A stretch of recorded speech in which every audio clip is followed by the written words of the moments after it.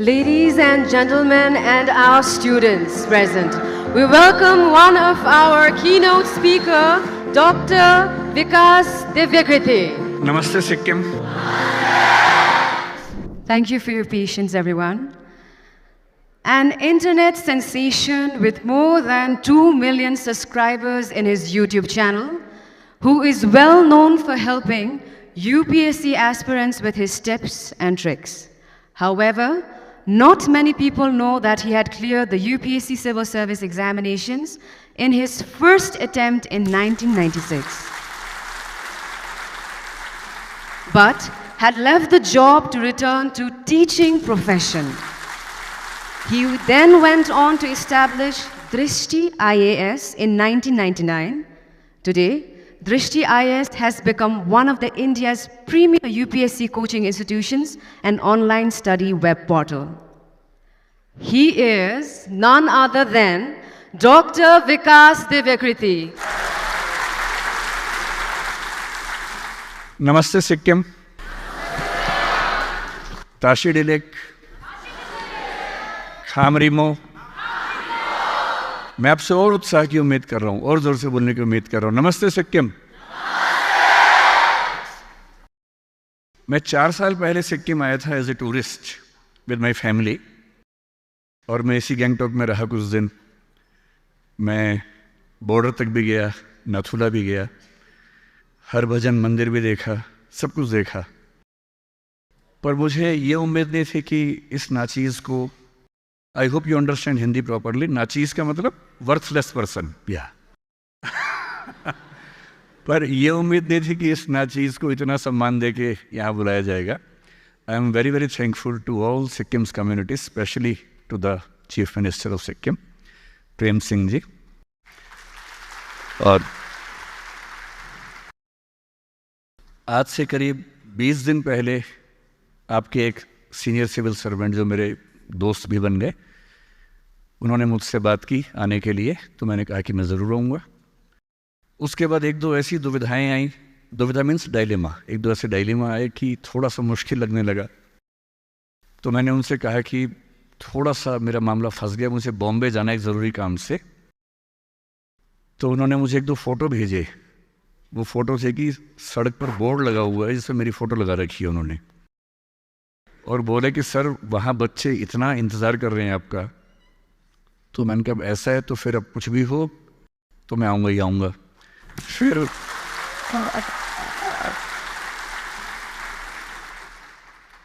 पता लगा कि तीस्ता में जो दुर्घटना हुई, एक्सीडेंट हुआ, उसके बारे में पता लगा। तो मुझे एक दो लोगों ने कहा कि इतना रिस्की है, क्यों जा रहे हो? और मेरा मन था कि जब हमारे देश का एक राज्य इस स्थिति से गुजर रहा है और बाकी देश वहाँ जाए भी नहीं, ये कैसा परिवार हुआ? एक परिवार होने का मतलब तो ये है कि हम वहाँ पर साथ में खड़े हैं। तो मैं अपनी आज की बात शुरू इसी बात से करूँगा कि जो हमारे सैनिक, जो हमारे अधिकारी, जो हमारे नागरिक इस आपदा में, इस डिज़ास्टर में जिनकी ज़िंदगी चली गई, जिनके परिवार के लोग चले गए, सबसे पहले उन सबको विनम्र श्रद्धांजलि और उनके सम्मान के साथ ही हम आज की बातचीत को शुरू करेंगे। तो मुझे अभ्यास है, प्रैक्टिस है बहुत लंबी स्पीच देने की। So I am a habitual speaker and I can speak for 4, 5, 6, 8, 10 hours without any break. So that is my profession actually. पर आप लोग छोटे बच्चे हैं और मुझे बताया गया कि मतलब बच्चों पर टॉर्चर नहीं करना है, तो मैं कोई टॉर्चर करने के मूड में नहीं हूँ एकदम। So just to understand what exactly do you expect from me? तो मैंने कहा कि मैं पहले बच्चों से कुछ सवाल पूछूंगा, मतलब मैं नहीं पूछूंगा, बच्चों को कहूंगा कि वो मुझसे सवाल पूछें, जस्ट टू मेक श्योर कि आप किस तरह की डिस्कशन मुझसे चाहते हैं, so that I can speak on the topics you want. जो मुझे थोड़ा थोड़ा आइडिया है सिक्किम की यूथ के बारे में, एक तो ये है कि सिक्किम की यूथ को सरकारी नौकरी की बहुत इच्छा होती है और शायद इसीलिए मुझे बुलाया भी गया होगा कि मैं सिविल सर्विसेज के लिए पढ़ाता हूँ।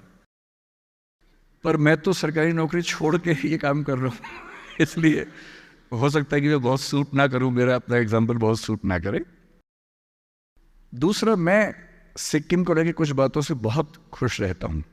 मतलब मेरे जो फेवरेट कुछ स्टेट्स भारत के हैं उनमें एक सिक्किम भी है, और उसके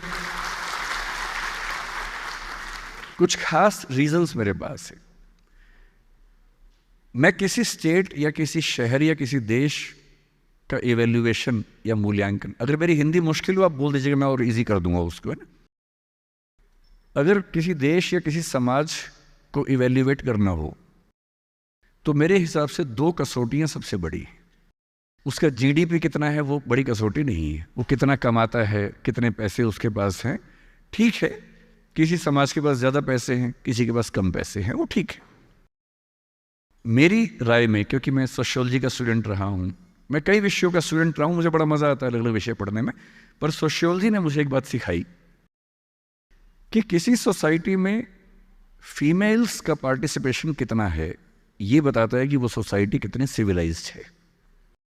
दूसरा, कोई सोसाइटी अपने बीच में जो माइनॉरिटीज़ हैं, जो अलग अलग कम्युनिटीज़ हैं, उन सब के साथ कैसे ट्रीटमेंट करती है ये बताता है कि वो समाज, वो सोसाइटी कितनी सिविलाइज्ड है।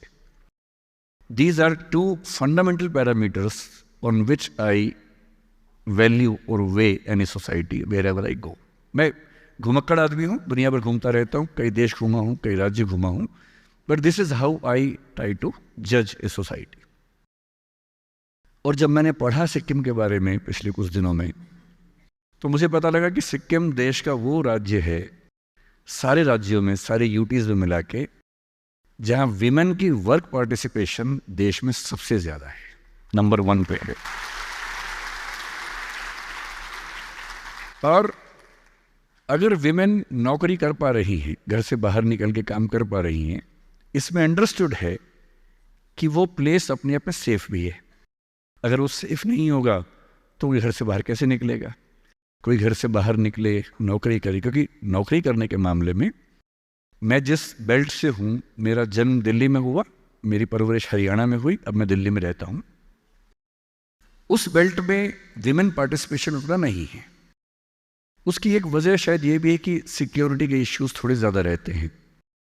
जब सिक्योरिटी के इश्यूज नहीं होंगे तो लोग बाहर भी निकलेंगे, काम भी करेंगे।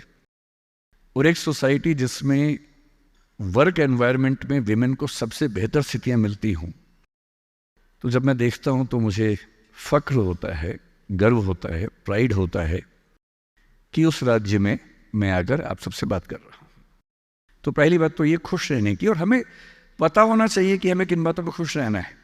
हम सबके जीवन में ऐसी बहुत सारी बातें हैं जिन पे हमें खुश होना चाहिए, पर पता नहीं होता हम लोगों को। So whenever someone asks you why are you a proud Sikkimese, you must tell that we belong to a state where women are highest in the participation of workforce, and we are proud for that. We have rights for that. तो बताना ही चाहिए। So, when the resident commissioner of Sikkim Bhavan in Delhi, Mr. Ashwini Chand, talked to me, और मुझे कहा कि आप आएंगे तो अच्छा रहेगा, तो जो उनकी पंच लाइन थी, जिस लाइन के बाद मुझे लगा कि जाना ही होगा, वो थी कि सीएम साहब भी टीचर रहे हैं। और मुझे लगा वाह, ये तो हम तो सेम प्रोफेशन के लोग हैं, सेम बैकग्राउंड के लोग हैं, फिर तो एक स्पेशल रीज़न बनता है कि वहाँ पर मैं जाऊँ। तो सेकंड पैरामीटर जो मैं आपसे कह रहा था, मुझे यहाँ की डेमोग्राफी के बारे में आइडिया है, ठीक ठाक आइडिया है। यहाँ जो नेपालीज सिक्किमीज कम्युनिटी है, यहाँ जो लेप्चाज हैं, जो भूटियाज हैं, या मैं कहूँ कि दो कम्युनिटीज़ बुद्धिज़्म से जुड़ती हैं, और बुद्धिज़्म भी वज्रयान बुद्धिज़्म, जो अपने आप में बहुत इंटरेस्टिंग फिनोमेना है। मैं फ़िलोसफी और लिटरेचर पढ़ता रहा हूँ, तो उसमें वज्रयान बुद्धिज़्म को हम खूब उसमें पढ़ते भी हैं, समझते भी हैं। मेरे लिए बहुत इंटरेस्टिंग फिनोमेना है कि एक समाज जिसमें 3 कम्युनिटीज़ मेजरली और बहुत सारी कम्युनिटीज़ बहुत कम पार्टिसिपेशन के साथ रहती हूँ, और मैं हिस्ट्री ढूंढ के थक गया, मुझे आज तक ऐसा नज़र नहीं आया कि यहाँ कभी कम्युनल क्लैशेस या टेंशन्स होती। इतनी शांति के साथ इतनी कम्युनिटीज साथ में रहें, इसका मतलब है कि जिसको हम कंपोजिट कल्चर कहते हैं, वो यहाँ पढ़ाई की बात नहीं है, वो हमारे संस्कारों का हिस्सा है, वो हमारे वैल्यू सिस्टम का हिस्सा है। And ultimately in the world of values, in the world of ethics, हम ये मानते हैं कि कॉस्मोपॉलिटनिज्म सबसे अच्छी वैल्यू है, जिसका मतलब है कि समाज अपने हर व्यक्ति को वो जिस बैकग्राउंड से है, जिस फेथ के साथ है, जिस तरीके से जीता है, उसको उसी रूप में एक्सेप्ट करे, उसके ऊपर अपने आप को हावी ना करे, उस पर दबाव ना डाले, और एक ट्रू, जिसको हम कंपोजिट कल्चर कहेंगे, वैसी कल्चर अगर मैं देख पा रहा हूँ तो हमें सिक्किम में दिखती है। तीसरी बात जो मुझे यहाँ की बड़ी अच्छी लगी, कल रात को जब मैं आया, लंबा ट्रेवल था बागडोगरा से, हमें पता लगा कि जो मेन रास्ता है वो टूटा हुआ है, तो बड़ा मज़ेदार रास्ता था। हम 5 बजे बागडोगरा से निकले तो पता लगा कि जो मेन रास्ता वो टूटा हुआ है, जो 3-3.5 घंटे वाला है, अब जो रास्ता वो 7 घंटे वाला है। हमने कहा ठीक है, कोई बात नहीं, तो 12 बजे पहुँच जाएंगे। व्यवस्था बड़ी अच्छी थी सिक्किम सरकार की, कोई दुविधा नहीं थी, कोई परेशानी नहीं थी, बहुत सुकून से आ रहे थे। अब 7 घंटे के रास्ते पर निकले और आधे घंटे के बाद अचानक जो दूसरी गाड़ी साथ में थी वो टाई टाई टाई करते हुए आगे के रुक गई। तो हमने पूछा क्या हुआ, तो पता लगा जो दूसरा रास्ता है जिससे हम जा रहे हैं उसमें 2 टैंकर पलट गए हैं, वो भी बंद हो गया है। तो फिर मैंने कहा कि फिर वापस दिल्ली चले, तो बोले नहीं नहीं नहीं, दिल्ली नहीं जाना है, जाना तो सिक्किम ही है। तो मैंने कहा जब 2 ही रास्ते हैं, दोनों बंद हो गए, तो कैसे जाएंगे। फिर आधा घंटा हम वहीं रुके, आधा घंटा कुछ सिस्टम ने काम किया और तीसरा रास्ता खोज निकाला। तो जब पहली बार खोजा तो जो लोग मेरे साथ थे, मैंने उनसे पूछा कि ये कैसा रास्ता है, तो उनमें से एक ने रैंडमली अपने हिसाब से कहा कि सर इसमें 3-4 घंटे एक्स्ट्रा लगेंगे। तो मैंने पूछा एक्स्ट्रा 3.5 से या 7 से, तो बताया 7 से एक्स्ट्रा लगेंगे 3.5। तो मैंने कहा अच्छा।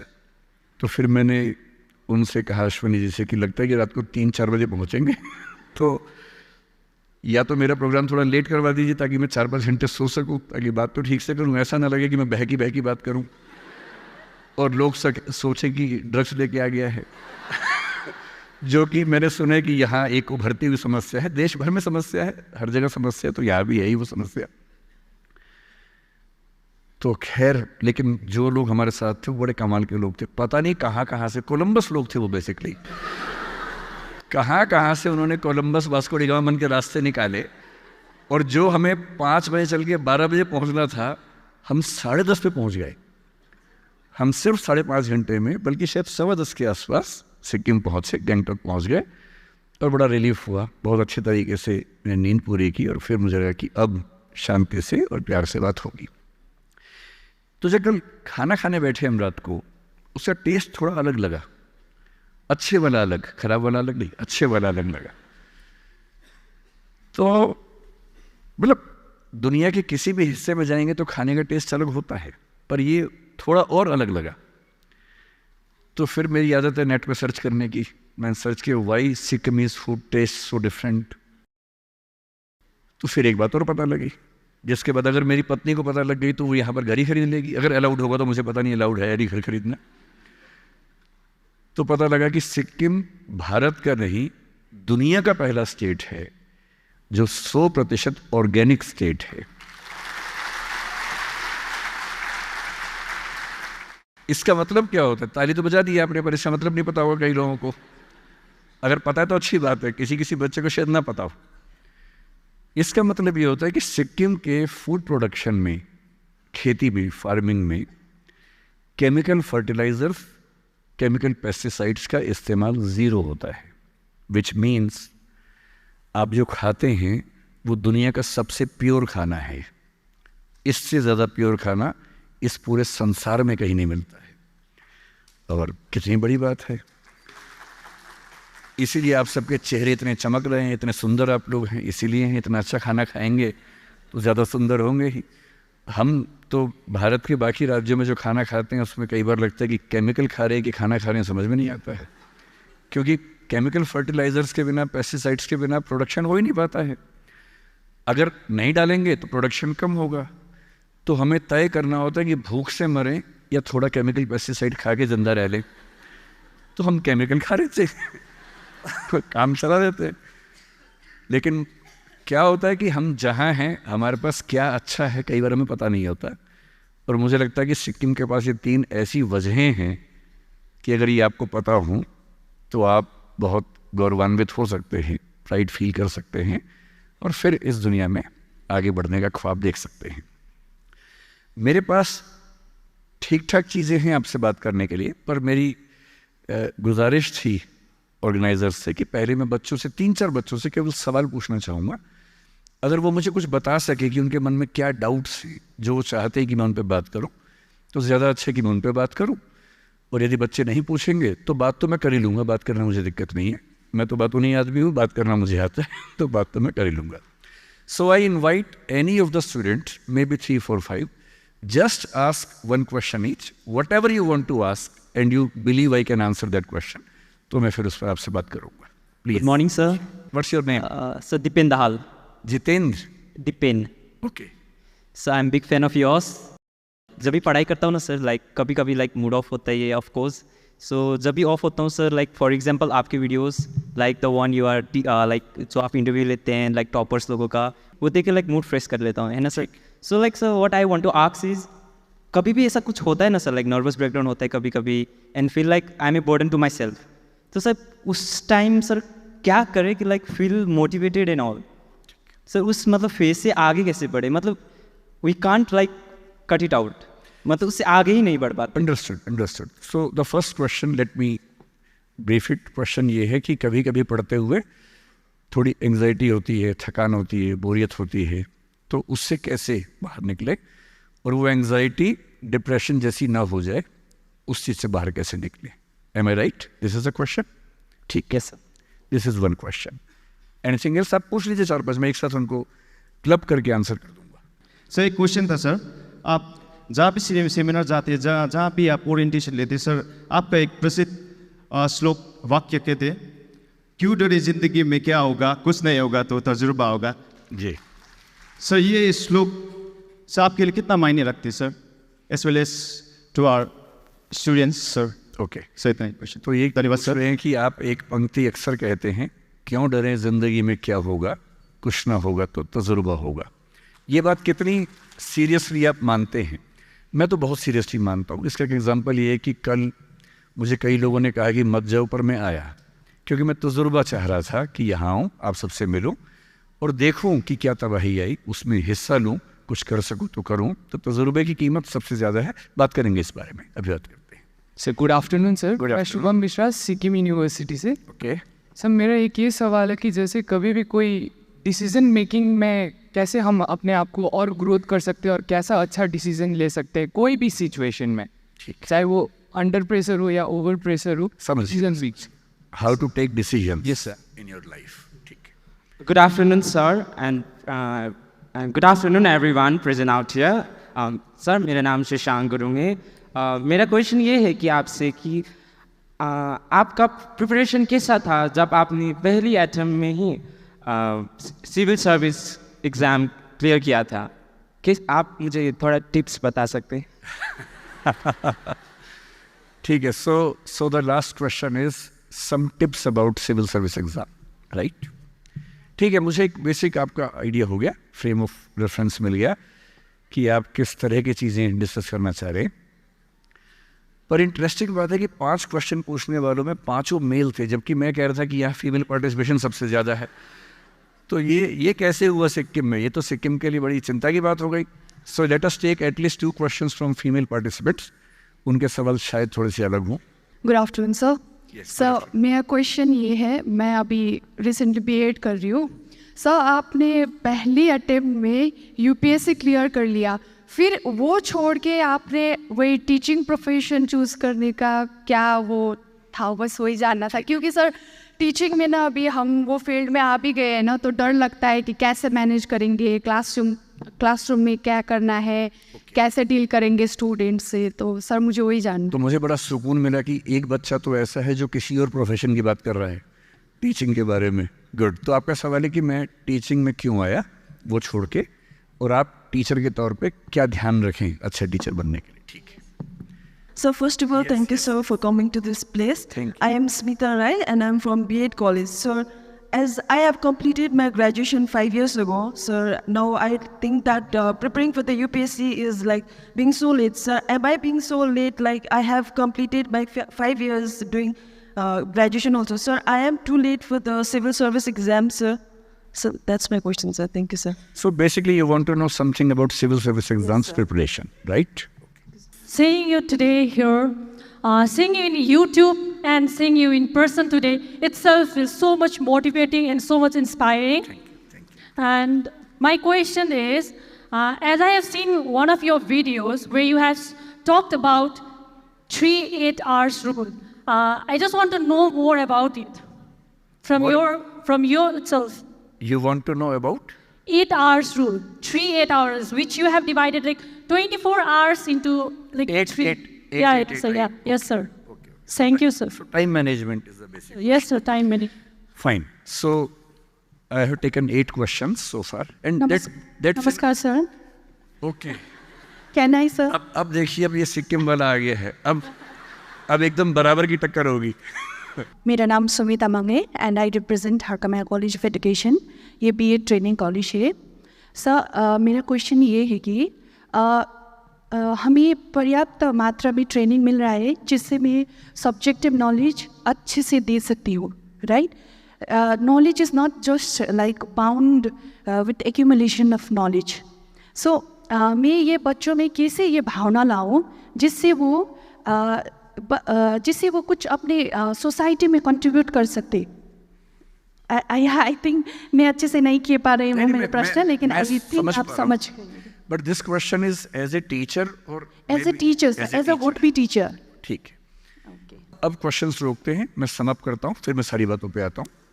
तो सारे क्वेश्चंस को मिला के एक क्वेश्चन तो मुझसे पूछा कि आपने नौकरी क्यों छोड़ी, टीचिंग में क्यों है, टीचिंग में हम कैसे अच्छा कर सकते हैं. 2 पार्टिसिपेंट से क्वेश्चन ये है. कुछ बच्चों का सिविल सर्विस के बारे में, कुछ का मोटिवेशन के बारे में. So these are the 3 broad topics which you want to understand with me. मैं आपको एक कहानी से बात शुरू करता हूँ, एक स्टोरी से बात शुरू करता हूँ. Real story. स्टोरी से इसलिए कि स्टोरी से बात समझ में ज़्यादा आती है. और एज ए पेरेंट, मेरा एक बेटा है 17 का होने वाला है, नहीं होने वाला नहीं, हो गया है, 3 दिन पहले हो गया है, अब ये भी हुआ है. तो 17 की उम्र आप जानते हैं सबसे खतरनाक होती है. आप लोग भी लगभग उसके आसपास होंगे या अभी भी उससे निकले होंगे. Most difficult age is just 16, 18, 19. इस उम्र में आपके हार्मोन्स इतना ज़्यादा जंप करते हैं कि मूड स्विंग्स बहुत ज़्यादा होते हैं.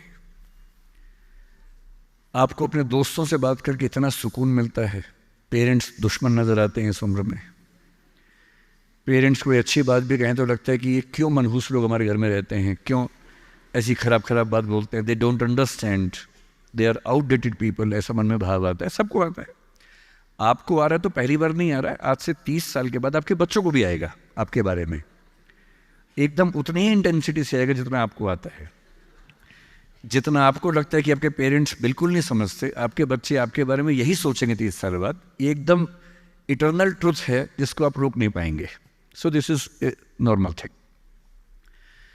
आप लोगों की एज में जो सबसे बड़ी चिंता मुझे होती है, जैसे मैं अपने बेटे से बात करता हूँ, तो मैं तो एक बहुत ही खराब पेरेंट हूँ. खराब पेरेंट का मतलब मैं कभी कहता ही नहीं कि पढ़ो, कभी कहता ही नहीं कि टॉप करो, मैं कभी नहीं कहता. मैं सिर्फ ये कहता हूँ कि बेटा हर साल एक क्लास पास करते रहो, काफ़ी है. बस इतनी साउंड प्रिपरेशन मत करना कि मैं 8वीं क्लास 2 बार में करूँगा, ऐसा मत करना. एक ही बार में कर लो. और मैं कभी परसेंटेज पूछूंगा नहीं आपसे, मैं पूछता भी नहीं. हालांकि वो बता देता है, लेकिन मुझे उसमें इंटरेस्ट है नहीं. Whatever percentage he gets. And we also have a daughter. I mean, I'm not the biological father. She is a relative's daughter, so she lives with us.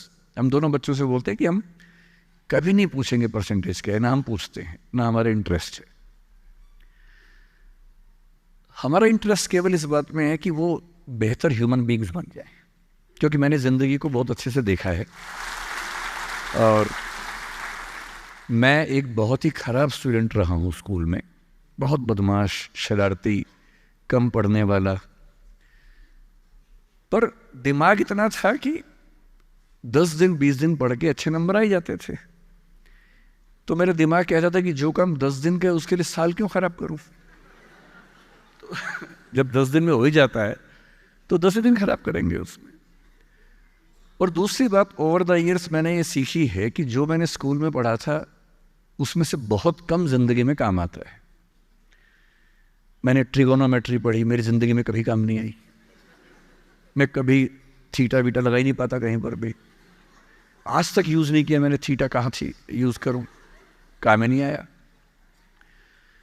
मैंने दुनिया भर के नक्शे रटे थे स्कूल में, कहीं काम नहीं आए। जब किसी देश में घूमने जाता हूँ वहाँ का नक्शा देख लेता हूँ और बचपन वाला याद भी नहीं आता, फिर से देखना पड़ता है। सीधी सी बात है। तो मैंने फील किया कि ज़्यादातर चीज़ें जो स्कूल में हम पढ़ते हैं, कॉलेज में पढ़ते हैं, वो जो नॉलेज है वो ज़िंदगी में बहुत काम नहीं आती।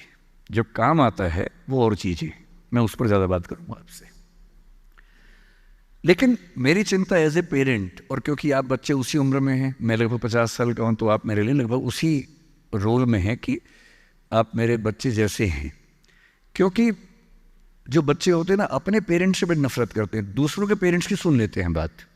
तो आप मेरी बात सुन लेंगे, अपने घर में नहीं सुनेंगे। जैसे मेरा बेटा मेरी बात नहीं सुनता है, वो शायद यहाँ सीएम साहब की बात सुन लेगा। तो दूसरों की बात सुनना आसान होता है, अपने पेरेंट्स की बात सुनना मुश्किल होता है। तो आप सुन रहे हैं इसलिए मैं सुना रहा हूँ आपको। तो जो कहानी मैं आपको सुनाना चाह रहा हूँ एक रियल कहानी है, और मेरी सबसे बड़ी चिंता अपने बच्चों को लेकर, आपको लेकर वही रहती है।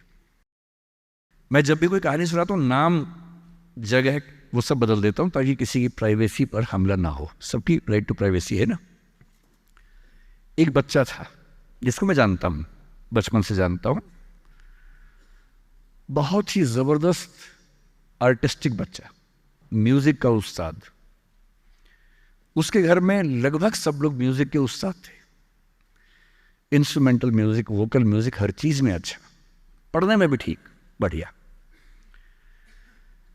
और जब हम स्कूल में थे, वो मेरी क्लास में तो नहीं था, थोड़ा सा अलग क्लास में था, पर स्कूल में बहुत पॉपुलर था, being into music. I was in debating, he was into music. और बाद में उसने हमारा स्कूल छोड़ भी दिया कुछ समय के बाद, फिर वो कहीं और चला गया, फिर हमारा मिलना नहीं हुआ। उस समय ना तो व्हाट्सएप था ना यूट्यूब था, तो बाद में मिलने का स्कोप भी नहीं रहता था। जो एक बार चला गया वो चला ही जाता था उस समय। अब तो बच्चे ज़िंदगी भर दोस्त रहते हैं। फिर जब मैं दिल्ली यूनिवर्सिटी में आ गया, ग्रेजुएशन कर चुका था, उसके बाद अचानक मुझे एक बचपन का दोस्त मिला जिसने मुझे एक इंटरेस्टिंग क्या, डेवास्टेटिंग बात बताई।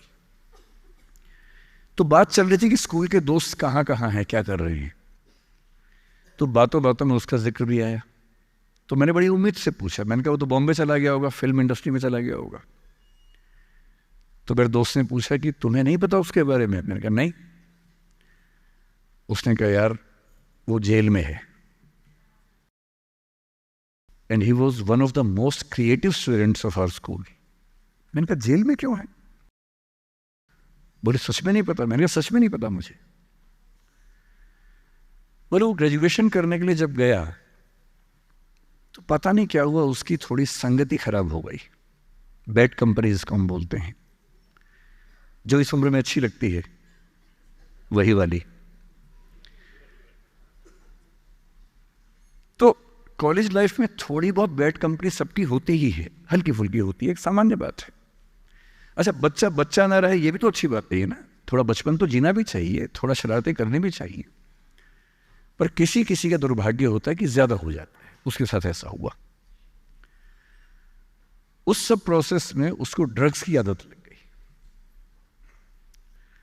और ड्रग्स की आदत, ड्रग्स एक ऐसी चीज है, एडिक्शन ऐसी चीज है कि उसमें वन वे रास्ता होता है, टू वे नहीं होता है। आप जा सकते हैं, वापस नहीं आ सकते। मतलब 1000 लोग जाएंगे तो उनमें से एक आध वापस आएगा, वो भी इतने मुश्किलों से जो ऑलमोस्ट इम्पॉसिबल है। I have seen many such cases. Social welfare department से मेरे कई दोस्त ऑफिसर्स हैं, तो मैं उनसे जब पूछता हूँ बताते हैं, मैंने ऐसे लोगों को देखा है 10-10 साल से स्ट्रगल कर रहे हैं एडिक्शन से बाहर आने के, नहीं आ पा रहे, खत्म हो गए हैं। उस बच्चे को ड्रग्स की आदत पड़ गई कॉलेज में जाके, पेरेंट्स को पता ही नहीं था। तो जब पेरेंट्स को भनक लगी तो उसको दबाव बनाया कि तुम घर आ जाओ। अब वो जिस कंपनी में था, दोस्तों वाली कंपनी में, वहाँ अब ड्रग्स बहुत महंगे होते थे, पैसे घर से बहुत कम आते थे, जितने पैसे एक मिडिल क्लास फैमिली दे सकती है। अब वो घर से ज़्यादा पैसे मांगने लगा, पैसे मिलते नहीं थे, उसको अपने ही घर के लोगों पर गुस्सा आने लगा। तो एक बार वो अपने घर आया हुआ था छुट्टियों में, और वहाँ भी वो कुछ कुछ करता रहता था। उसके पेरेंट्स ने उसको बहुत समझाया कि बेटा ऐसा मत करो, और एक दिन इस बात पे झगड़ा बढ़ गया। भाई आप पेरेंट्स की चिंता समझेंगे आज से 30 साल बाद, जब आपके बच्चे इस एज में होंगे ना, आपकी नानी मर जाएगी उस समय। नानी मरना एक मुहावरा है, इसका मतलब बहुत चिंता में रहेंगे उस समय आप। और उस दिन पता नहीं क्या हुआ, एक झगड़ा हुआ, क्योंकि जो एडिक्शन के शिकार हैं उनका दिमाग उनके कंट्रोल में नहीं होता है। यहाँ तक कि जो ड्रिंक करते हैं, ड्रिंक एक लेवल से ज़्यादा कर लें तो दिमाग कंट्रोल से बाहर निकलने लगता है। ड्रग्स में तो ये एलिमेंट बहुत ज़्यादा होता है।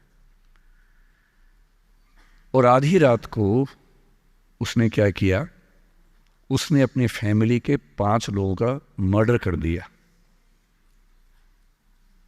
मर्डर। उसने खाने में जहर मिलाया, लगभग सब लोग उससे मर गए।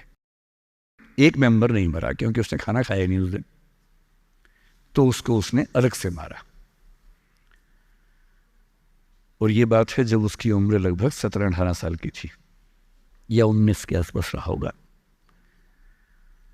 उसके बाद वो जेल गया। मुझे उसके बाद से पता ही नहीं कि क्या हुआ,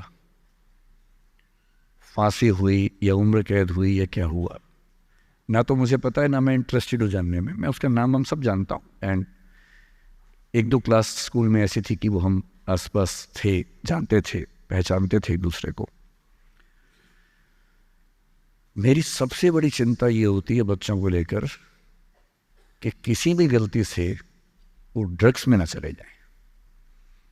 आप सबसे रिक्वेस्ट कर रहा हूँ हाथ जोड़ के, कुछ भी कर लेना, ये मत करना। बदमाशी करो, शरारत करो, थोड़ा इश्क विश्क होगा करो, कोई दिक्कत नहीं। किसी को चीट मत करना, ड्रग्स में मत जाना, क्योंकि इन रास्तों पे जाने के बाद वापसी का रास्ता नहीं है, पूरी जिंदगी खत्म हो जाती है। एक शायर ने कहा है, बस एक कदम गलत उठाता राह शौक में। राह शौक का मतलब शौक के रास्ते पर चल पड़े थे। बस एक कदम गलत उठाता राह शौक में, मंजिल तमाम उम्र मुझे ढूंढती रही। मेरी मंजिल जिंदगी भर मुझे ढूंढती रही, कहाँ चला गया? सिर्फ एक गलती हुई थी और उस एक गलती ने कहीं का नहीं छोड़ा।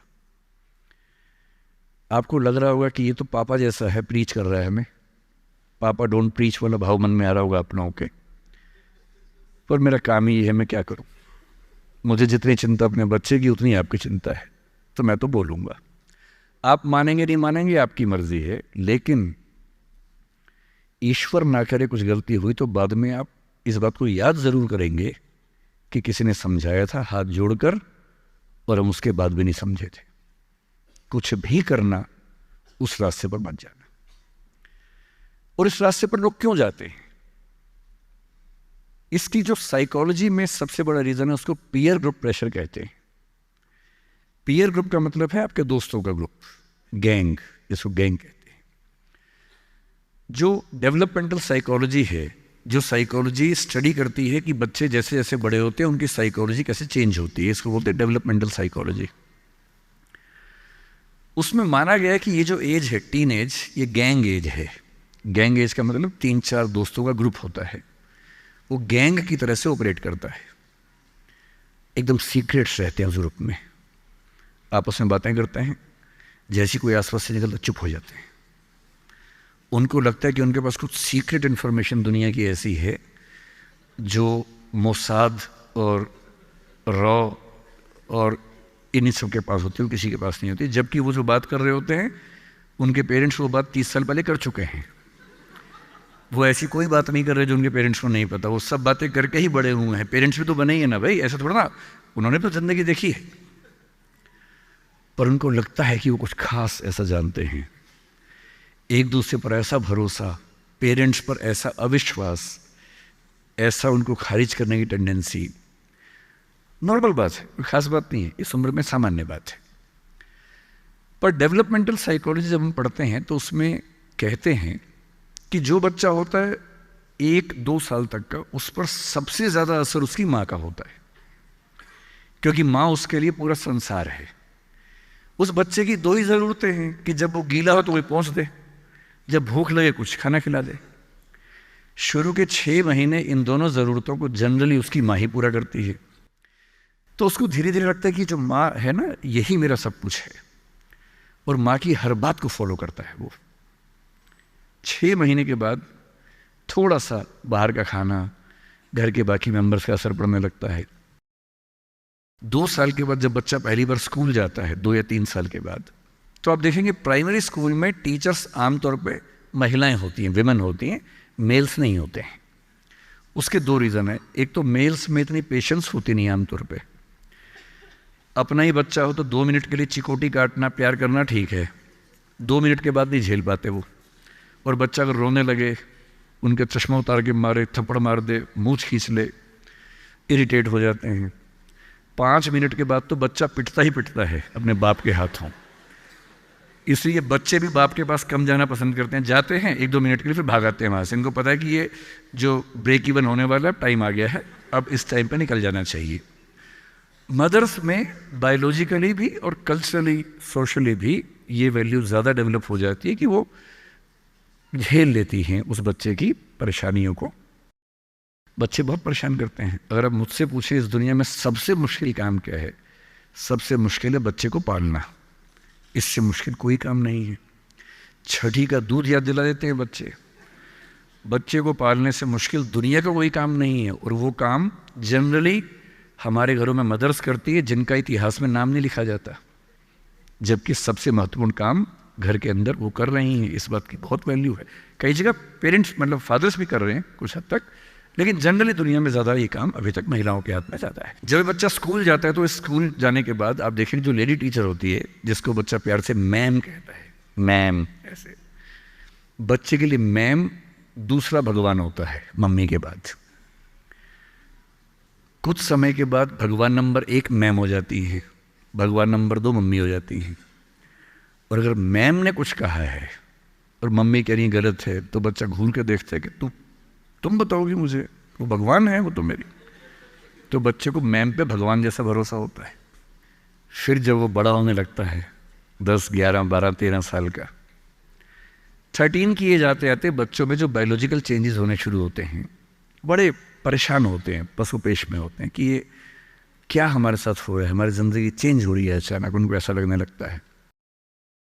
उस उम्र के जो हार्मोन्स हैं वो उनको पेरेंट्स से दूर करते हैं, क्योंकि उनको जिस तरह की आज़ादी चाहिए, पेरेंट जानते हैं कि ये उम्र सही नहीं है, तो पेरेंट्स रोकते हैं, समझाते हैं, फ़ोन का यूज़ कम करो, इंटरनेट कम करो, तुम्हारा दोस्त ठीक नहीं है, तुम्हारी कंपनी ठीक नहीं है, अच्छे दोस्त रखो, ये करो, वो सब करते हैं।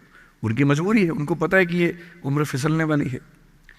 और बच्चों को लगता है कि मैं जहाँ जहाँ आज़ादी चाहता हूँ, यही 2 लोग मेरे दुश्मन हैं, पता नहीं ये डिजर्व नहीं करते मुझे, they don't deserve a child like me. फिर वो पेरेंट्स से झूठ बोलना, छिपाना, हर बच्चा उस उम्र में झूठ बोलना शुरू कर देता है। कुछ बहुत प्यारे मासूम बच्चों को छोड़ दूं मैं 1-2%, बाकी सब थोड़ा बहुत झूठ तो बोल लेते हैं। कुछ ज़्यादा शातिर हो जाते हैं, इतना खतरनाक झूठ बोलते हैं, लाई डिटेक्शन टेस्ट करवा लेंगे तो भी नहीं पकड़ में आएंगे, इतना अच्छा झूठ बोलने लग जाते हैं, क्योंकि उन्होंने सीख लिया दोस्तों से सब करके।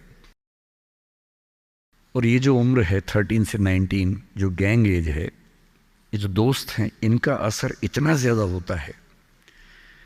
और आपकी पर्सनैलिटी कैसी है, हर गैंग में 4-5 लोग होते हैं, उनमें से एक मुखिया होता है, उनका गैंग का नेता होता है, जो थोड़ा सा एग्रेसिव है, डोमिनेटिंग है, असर्टिव है। वो फैसले करता है सबके लिए। आपने डिसीजन मेकिंग का सवाल पूछा, इसी पे सो समझेंगे। उसने कहा कि चलो सब फिल्म देख के आएंगे, तो बाकी 4 फॉलोवर्स होते हैं, वो चलते हैं, जी जी चलो चलो चलो चलो चलो।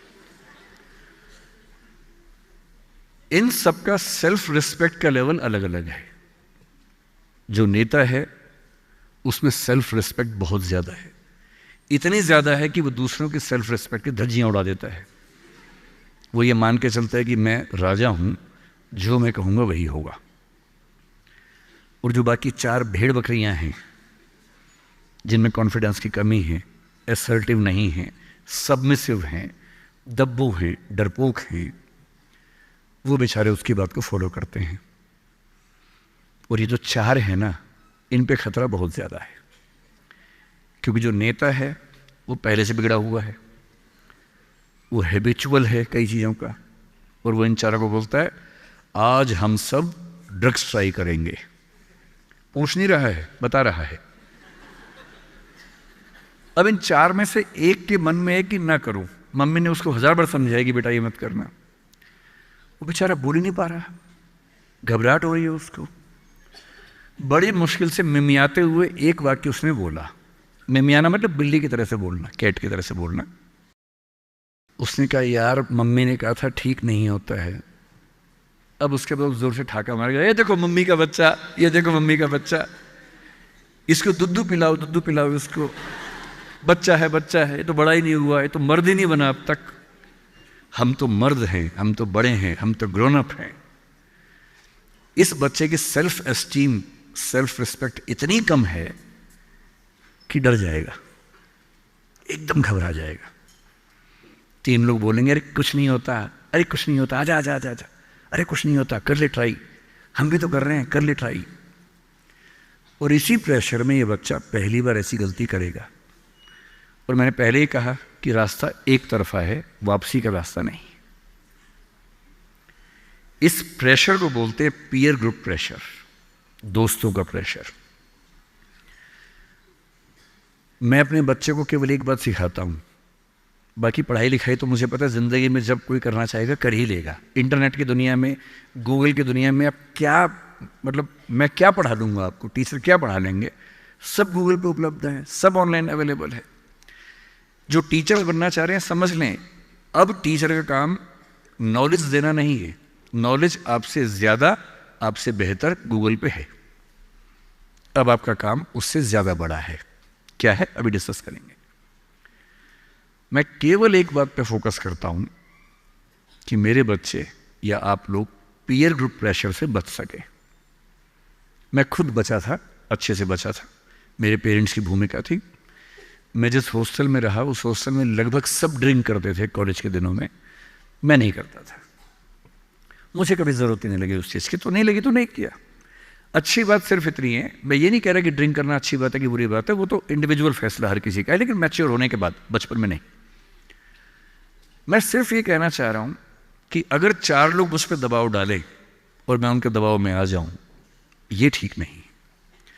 मुझे ध्यान है कि हमारे हॉस्टल की नाइट चलती थी, फ्राइडे की रात है, वार्डन साहब छुट्टी पे हैं, 10-12 लोग एक कमरे में बैठे हैं, शराब की बोतल खोल ली है या बियर जो भी है, सबका मन है पीने का। वो मतलब एडल्ट्स हैं, 18+ के थे, वो शायद लीगली अलाउड होगा उनके लिए, मुझे नहीं पता। और जो लोग नहीं पीना चाहते उनको दबाव बना रहे हैं कि आ पी के दिखा, तू मर्द है तो पी के दिखा, बड़ा हो गया तो पी के दिखा। जब भी कोई ऐसा दबाव बनाए ना, इतना भी दबाव में नहीं आना है। जैसे कोई बोले बड़ा है तो पी के दिखा, आपको बोलना है मैं इसको पिए बिना ही बड़ा हूं। मर्द है तो पी के दिखा, मैं इसको पिए बिना ही मर्द रहता हूं। तुम इसको पी के मर्द बनते हो, हम ऐसे ही मर्द हैं भाई। दोस्त नहीं है क्या हमारा, तो क्या बोलना है? अगर तुम्हारी दोस्ती के लिए मुझे पीनी पड़ेगी शराब, तो मेरी दोस्ती के लिए तुम छोड़ क्यों नहीं सकते? अजीब बात है भाई। दोस्त, क्या मैं ही तुम्हारा दोस्त हूं, तुम मेरे दोस्त नहीं हो? तुम्हारी दोस्ती के लिए मैं ड्रग्स लेना शुरू कर दूं और मेरी दोस्ती के लिए तुम छोड़ नहीं सकते? अगर तुम छोड़ नहीं सकते तो मैं ले नहीं सकता। और दोस्ती अपनी जगह है, हमेशा ध्यान रखना। भूल के भी कभी कोई ऐसी डिमांड मत करना जो दोस्ती की हदों से ज़्यादा जाती हो। मैं साफ कह रहा हूँ, मैं ड्रग्स के रास्ते पर नहीं जाऊँगा, ये काम मैं नहीं करूँगा। मुझसे दोस्ती रखनी है, इन शर्तों के साथ रखो।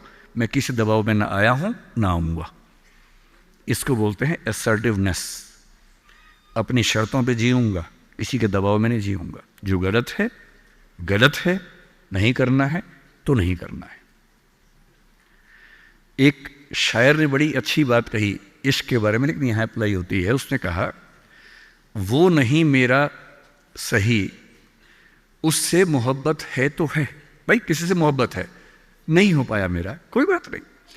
वो नहीं मेरा मगर उससे मोहब्बत है तो है।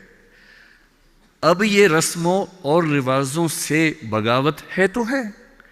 अगर मैंने एक सही बात कह दी और वो रस्म रिवाज के खिलाफ है तो है, मैं क्यों डरूंगा। जो मुझे ठीक लगा, अपने ईमान के मुताबिक लगा, मैंने कहा तो मैं करूंगा।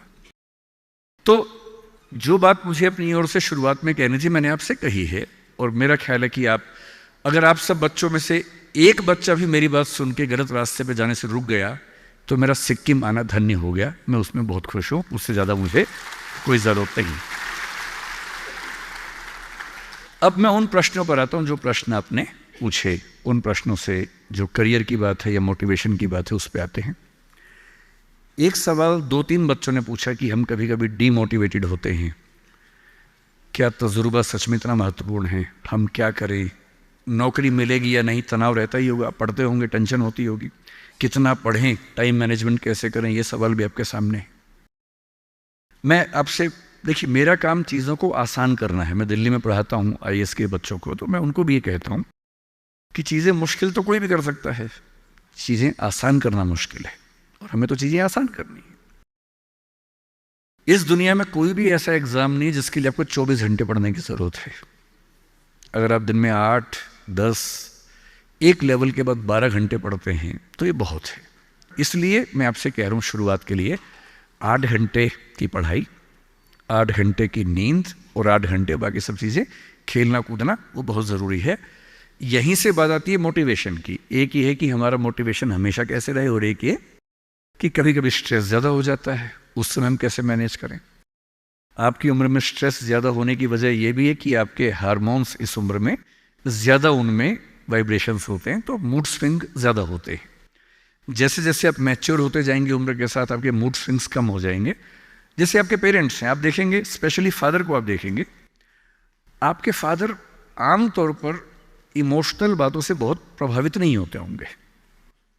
जैसे आप कहेंगे, पापा आज मेरी फ्रेंड ने मुझे छोड़ दिया, पापा कहेंगे कोई बात नहीं। आपके अंदर से आंसू छूट रहे हैं, आपका मन कर रहा है मैं क्या कर लूँ, आग लगा दूँ, जंगल में जाके क्या कर दूँ, इमोशंस ऐसे उछल रहे हैं आपके। पापा क्या बोल रहे हैं, कोई बात नहीं, कोई और मिल जाएगा उससे बेहतर, ठीक है।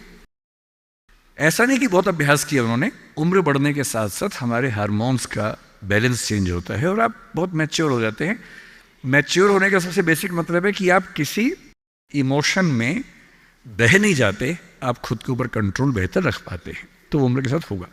लेकिन अभी जैसे डीमोटिवेशन आपको होता होगा, करियर को लेकर सवाल मन में आता होगा कि IAS बनूं तो कैसे बनूं, कितना पढ़ूं, कितना ना पढ़ूं, ये सब सवाल आते होंगे। तो मैं आपसे 2-3 बातें कहना चाह रहा हूं। मैं तो IAS के लिए पढ़ाता हूं। अगर आप IAS की तैयारी करेंगे तो इनडायरेक्टली कहीं ना कहीं मुझे उससे फायदा ही होगा। पर ईमानदारी की बात यह है कि वो अकेला रास्ता नहीं है। एक बात को ठीक से IAS बनने का मजा क्या है कि आपका सोचने का तरीका बहुत साइंटिफिक हो जाता है। आप फैक्ट्स पे बात करते हैं, तथ्यों पे बात करते हैं, आर्गुमेंट से बात करते हैं, इमोशन से बात नहीं करते हैं, समझदारी से बात करते हैं। हमारे देश में जो आबादी है वो आबादी, अब सेंसस जब भी होगा पता लगेगा, पर हम मान के चलते हैं कि वो आबादी लगभग 145 करोड़ के आसपास इस समय हो चुकी है। पूरे इंडिया की बात अगर हम करें, 145 करोड़ में से अगर मैं कहूँ कि जो लोग 21 साल या 18 साल से मान लीजिए 30 की उम्र के बीच में है, इन 12 साल में है, मेरे ख्याल से ये आबादी भी कम से कम 12, 15, 20 करोड़ के आसपास तो होगी ही होगी।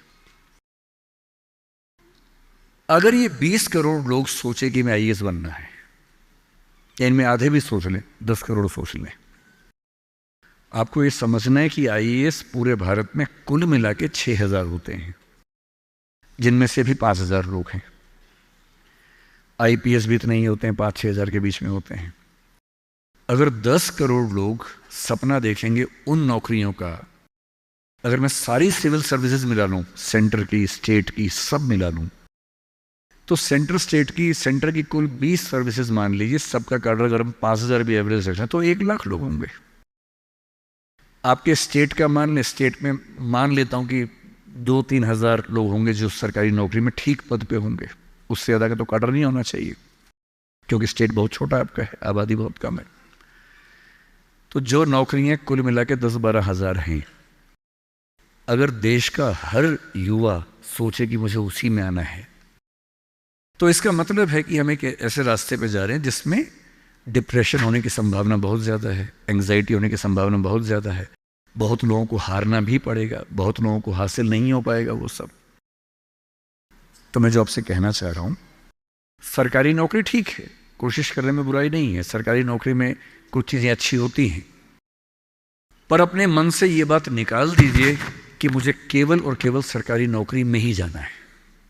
दुनिया में तमाम रास्ते हैं और मैं कुछ रास्ते आपको हिंट करता हूँ इस चीज़ का। जैसे मैं खुद एक एग्जाम्पल हूँ, मैं सरकारी नौकरी में रहा, मैं दिल्ली यूनिवर्सिटी में लेक्चरर था, पहले असिस्टेंट प्रोफेसर था, 2 कॉलेजेस में पढ़ाए मैंने वहाँ। फिर आईएएस का एग्ज़ाम दिया, सिलेक्ट हो गया, उसमें 6-7 महीने वहाँ नौकरी की, फिर वो भी छोड़ा। अब मैं अपना काम करता हूँ, सेल्फ एम्प्लॉयड हूँ, और मैं ईमानदारी से आपसे कह रहा हूँ, आप जब भी कोई फैसला करेंगे अपने बारे में, कभी ना कभी आपको फील होगा, बेशक 1 सेकंड के लिए, कि आपने गलत किया। कोई भी फैसला हो, आप स्पाउस सिलेक्शन करेंगे अपने लिए, कितना भी सोच के कर लें, जीवन में कभी ना कभी लगेगा गलती हुई, अक्सर लगेगा ठीक किया, कभी कभी लगेगा गलत किया। और ऐसा नहीं कि आपने एक्स के बदले वाई किया होता तो नहीं लगता, तो भी लगता है। दिक्कत ये नहीं है कि मैं एक्स को चुनूं या वाई को चुनूं, आप जिसको भी चुनेंगे पूरा पैकेज साथ में आता है, अच्छी चीजें भी, खराब चीजें भी। जो अच्छा आएगा उस पर आपका ध्यान नहीं जाएगा, क्योंकि वो तो फॉर ग्रांटेड है।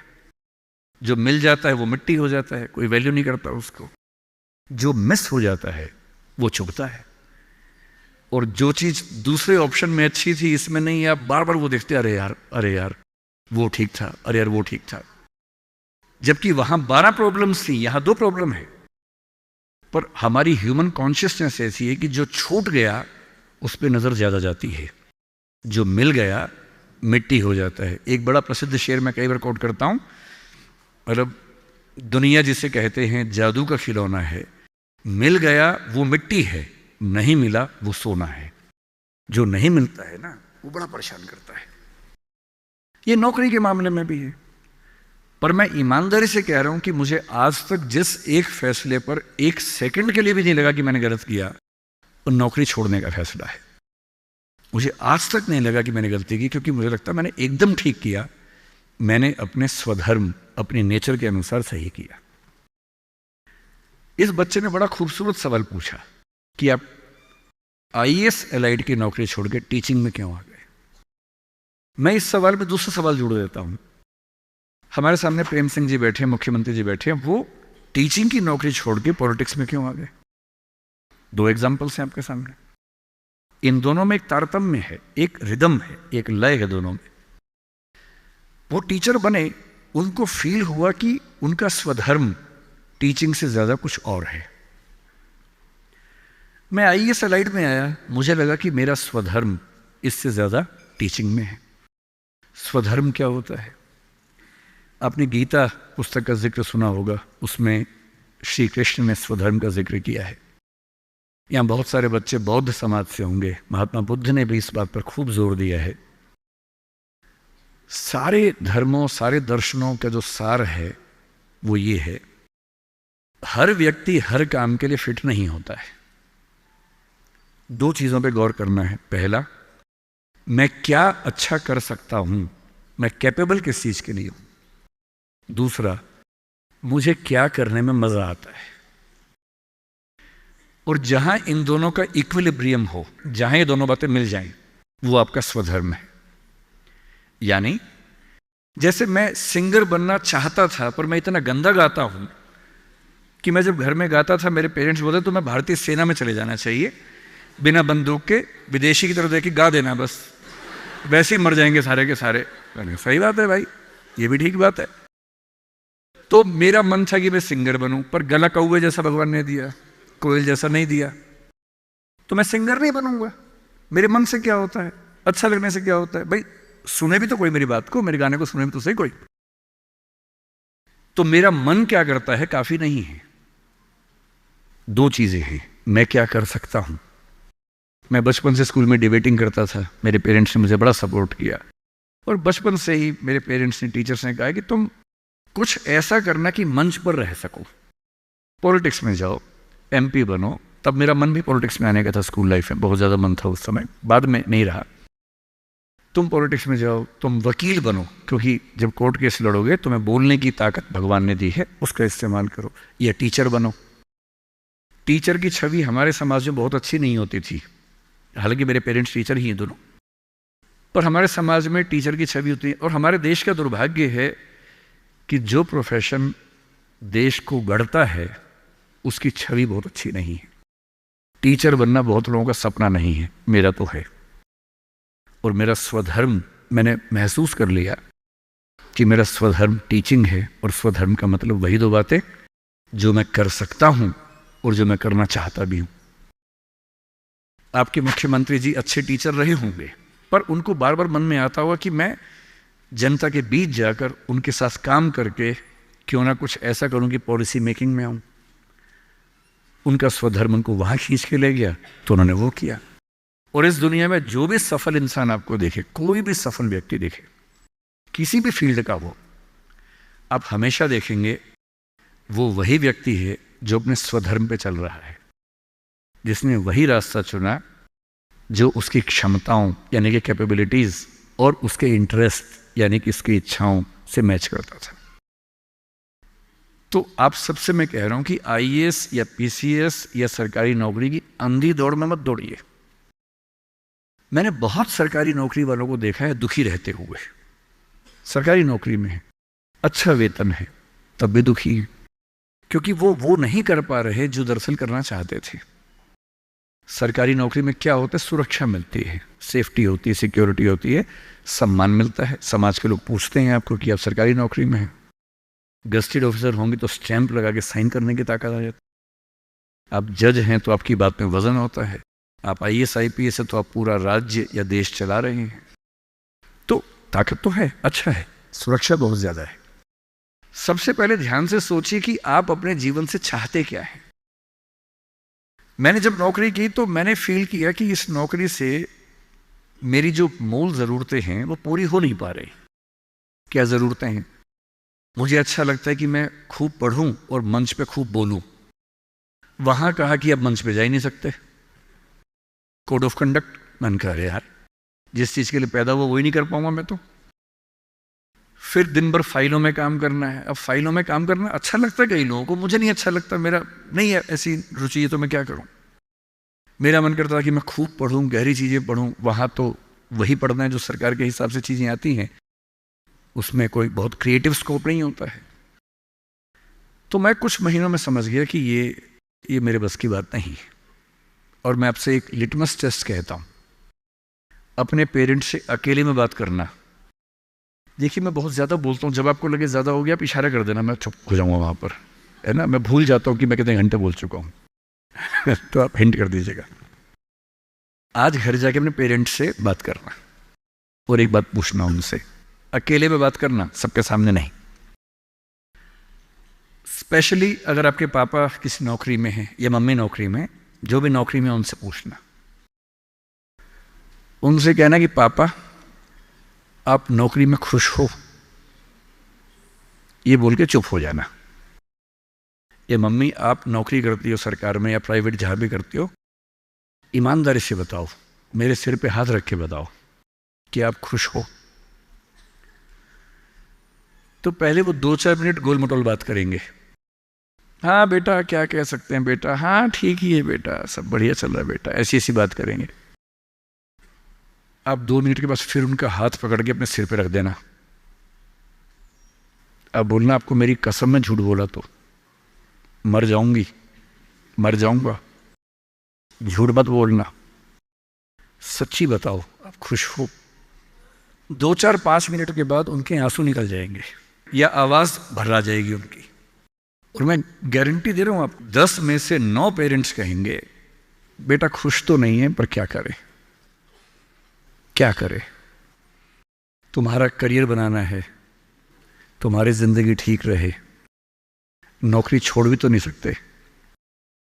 शायद बाद में जो पीएफ है उसके पैसे मिलेंगे, तुम्हें कॉलेज में पढ़ाना होगा, फीस इकट्ठी करनी होगी, घर बना के देना है, तुम्हारी शादी होगी।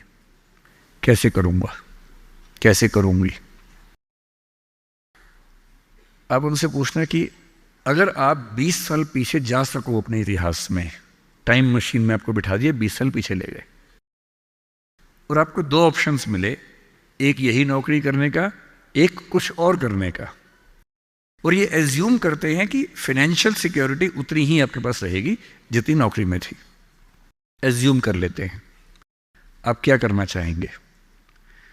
गारंटी से बता रहा हूँ, मजाक नहीं कर रहा हूँ, गारंटी दे रहा हूँ कि 10 में से कम 7 या 8 कहेंगे मैं वो रास्ता चुनना चाहूँगा, ये नहीं चुनना चाहूँगा। इसलिए सिर्फ सिक्योरिटी ज़िंदगी में काम नहीं आती है, ज़िंदगी में बहुत कुछ काम आता है। और आपकी जनरेशन के सामने इतनी अपॉर्चुनिटीज़ हैं। हमारे सामने तो क्या था, हमने जब कॉलेज पास किया तो लोगों से पूछा आप क्या करें, तो लोगों ने कहा 2-3 रास्ते हैं, एक रास्ते आईएएस बन जाओ, एक है टीचर बन जाओ, एक वकील या जज वाला रास्ता है। तो हमने 2 रास्ते चुन लिए, टीचर और आईएएस। टीचर का चुना इसलिए मैंने एमए किया, एमफिल किया, पीएचडी किया, यूजीसी नेट जेआरएफ का एग्ज़ाम दिया कि ठीक है टीचर बन जाएंगे। तब तक आईएएस में इसमें लाइट में हो गया तो वहाँ जाके देख लिया। जल्दी ही समझ में आ गया कि दोनों में उतना मज़ा नहीं आ रहा है तो दोनों छोड़ दिया। लेकिन उस समय छोड़ दिया। अगर 2-4 साल कर लेता तो आज तक वही कर रहा होता, क्योंकि वो जो सुरक्षा है ना दलदल जैसी होती है, एक बार दलदल में घुस गए बाहर निकलना बड़ा मुश्किल है। लेकिन आपकी जनरेशन का सोचिए, जब मैं अपने आसपास देखता हूँ, मेरे बहुत सारे दोस्त सोशल मीडिया पे काफ़ी सक्सेसफुल हैं, फिल्म इंडस्ट्री में हैं। उनमें से एक ने मुझसे पूछा कि सर मैंने 30 साल नौकरी की है और मैं अपनी फील्ड में लगभग टॉप पे हूँ। मान लीजिए मैं आपसे पूछूं, ये प्राइवेट सेक्टर की बात है, एक टीवी चैनल के टॉप व्यक्ति के बारे में बता रहा हूं मैं आपको। उसने कहा कि अगर मैं आपसे पूछूं कि मैंने ठीक किया या गलत किया तो आप क्या सलाह देंगे? मैंने कहा सलाह तो मैं क्या आपको दूंगा, आप मुझसे बड़े हैं, सलाह तो मैं आपसे ले लेता हूं बल्कि, लेकिन अगर आप मेरा ओपिनियन चाह रहे हैं तो मैं आपको केवल एक बात बता के समझाता हूं। मेरा अपना मानना यह है कि नौकरी अच्छी है, नौकरी से अच्छा है उद्यम, एंटरप्रेन्योरशिप या सेल्फ एम्प्लॉयमेंट। ये बात मैंने कई मंचों पे कही है। कुछ दिन पहले मैं दिल्ली का एक बहुत प्रतिष्ठित कॉलेज है, Shriram college of commerce SRCC, वहाँ मैं गया था और मैंने बड़ा खुल के कहा कि स्टार्टअप करना नौकरी करने से बेहतर क्यों है। एक आर्गूमेंट दिया, वहाँ एक आर्गूमेंट छूट गया था, आज मैं आपको वो आर्गूमेंट बताता हूँ। जब हम नौकरी करते हैं, मैंने उसी व्यक्ति को कहा कि जैसे आपने नौकरी की है, 30 साल हो गए, आपके पास 3-4 साल बचे होंगे। उसने कहा सर 3 साल बचे हैं, फिर मैं रिटायर हो जाऊंगा। मैंने कहा आपने ज़िंदगी भर में मेरे ख्याल से आपकी महीने की सैलरी आजकल शायद 1.5-2-2.5 लाख रुपए होगी। आपने ज़िंदगी भर ठीक ठाक पैसा कमाया होगा, पर जितना भी कमाया होगा लगभग उतना खर्च भी हो गया होगा, क्योंकि खर्चे भी तो बढ़ते हैं ना परिवार के समय के साथ। बच्चे हैं, करियर है। बोले हाँ सर, कुछ बचता नहीं है, बस ये है कि काम चल जाता है। मैंने कहा अब 4 साल में रिटायर होंगे, आपने एक घर जरूर खरीद लिया होगा नोएडा वोएडा में। बोले हाँ सर नोएडा में। नोएडा दिल्ली के पड़ोस में है जहाँ कई लोग रहते हैं। दिल्ली में नौकरी करके घर खरीदना बड़ा मुश्किल काम है, तो दिल्ली में जो लोग नौकरी करते हैं दिल्ली के आसपास घर खरीदते हैं। नोएडा एक जगह है, इंदिरापुरम एक जगह है, गुड़गांव एक जगह है, वहाँ आमतौर पर घर खरीदते हैं जो दिल्ली से सस्ता मिल जाता है और अच्छा घर मिल जाता है। मैंने कहा रिटायर हो जाएंगे, रिटायरमेंट के बाद कितने पैसे आपके पास होंगे, ज़िंदगी भर की बचत? बोले सर मैंने कुछ स्कीम्स में पैसा लगा रखा है, लेकिन मेरे पास 10-15 लाख रुपए कैश होगा और जो स्कीम्स मैंने इन्वेस्ट किया हुआ है, मैंने सही टाइम पे इन्वेस्ट कर दिया था, तो मुझे महीने का 50, 60, 70 हज़ार रुपये वहाँ से आता रहेगा, जिससे मेरे खर्चे निकलते रहेंगे, मेरी फैमिली सेफ रहेगी, मेरे हस्बैंड वाइफ हम सेफ रहेंगे। मैंने बढ़िया है। मैंने कहा सिनेरियो नंबर 2 सोच के देखिए ज़रा। फिर मैंने ये भी पूछा आपके बच्चे करते क्या हैं? तो उन्होंने कहा कि सर मेरा एक बच्चा तो सॉफ्टवेयर की दुनिया में है, एक बच्चा मेरा मीडिया में ही, जर्नलिज्म में ही काम करना चाहता है, वो अभी पढ़ रहा है, जल्दी ही नौकरी शुरू कर देगा। मैंने कहा जब वो नौकरी शुरू करेगा उसकी सैलरी क्या होगी? बोले सर शुरुआत तो 30-35 हज़ार से होनी चाहिए, धीरे धीरे फिर परफॉर्मेंस के हिसाब से सैलरी बढ़ जाएगी उसकी। मैंने कहा चलिए अब चैनल चेंज कर लेते हैं। मान लीजिए कि आपने 30 साल पहले नौकरी की जगह अपना उद्यम शुरू किया होता। लेट अस एज्यूम, मैं जानता हूं कि अपना उद्यम करने में खतरा ज्यादा होता है, बहुत ज्यादा होता है। 1000 में एक उद्यम बेहद सफल होता है, जिसको आप देखते हैं अखबारों में, स्टार्टअप, और वो क्या बोलते हैं, यूनिकॉर्न।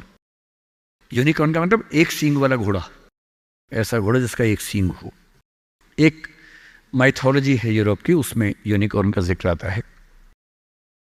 वो तो 1000 में एक होता है यूनिकॉर्न। बाकी लेकिन ये है कि आप रीजनेबल सक्सेस तो आप ला सकते हैं थोड़ी सी मेहनत करके।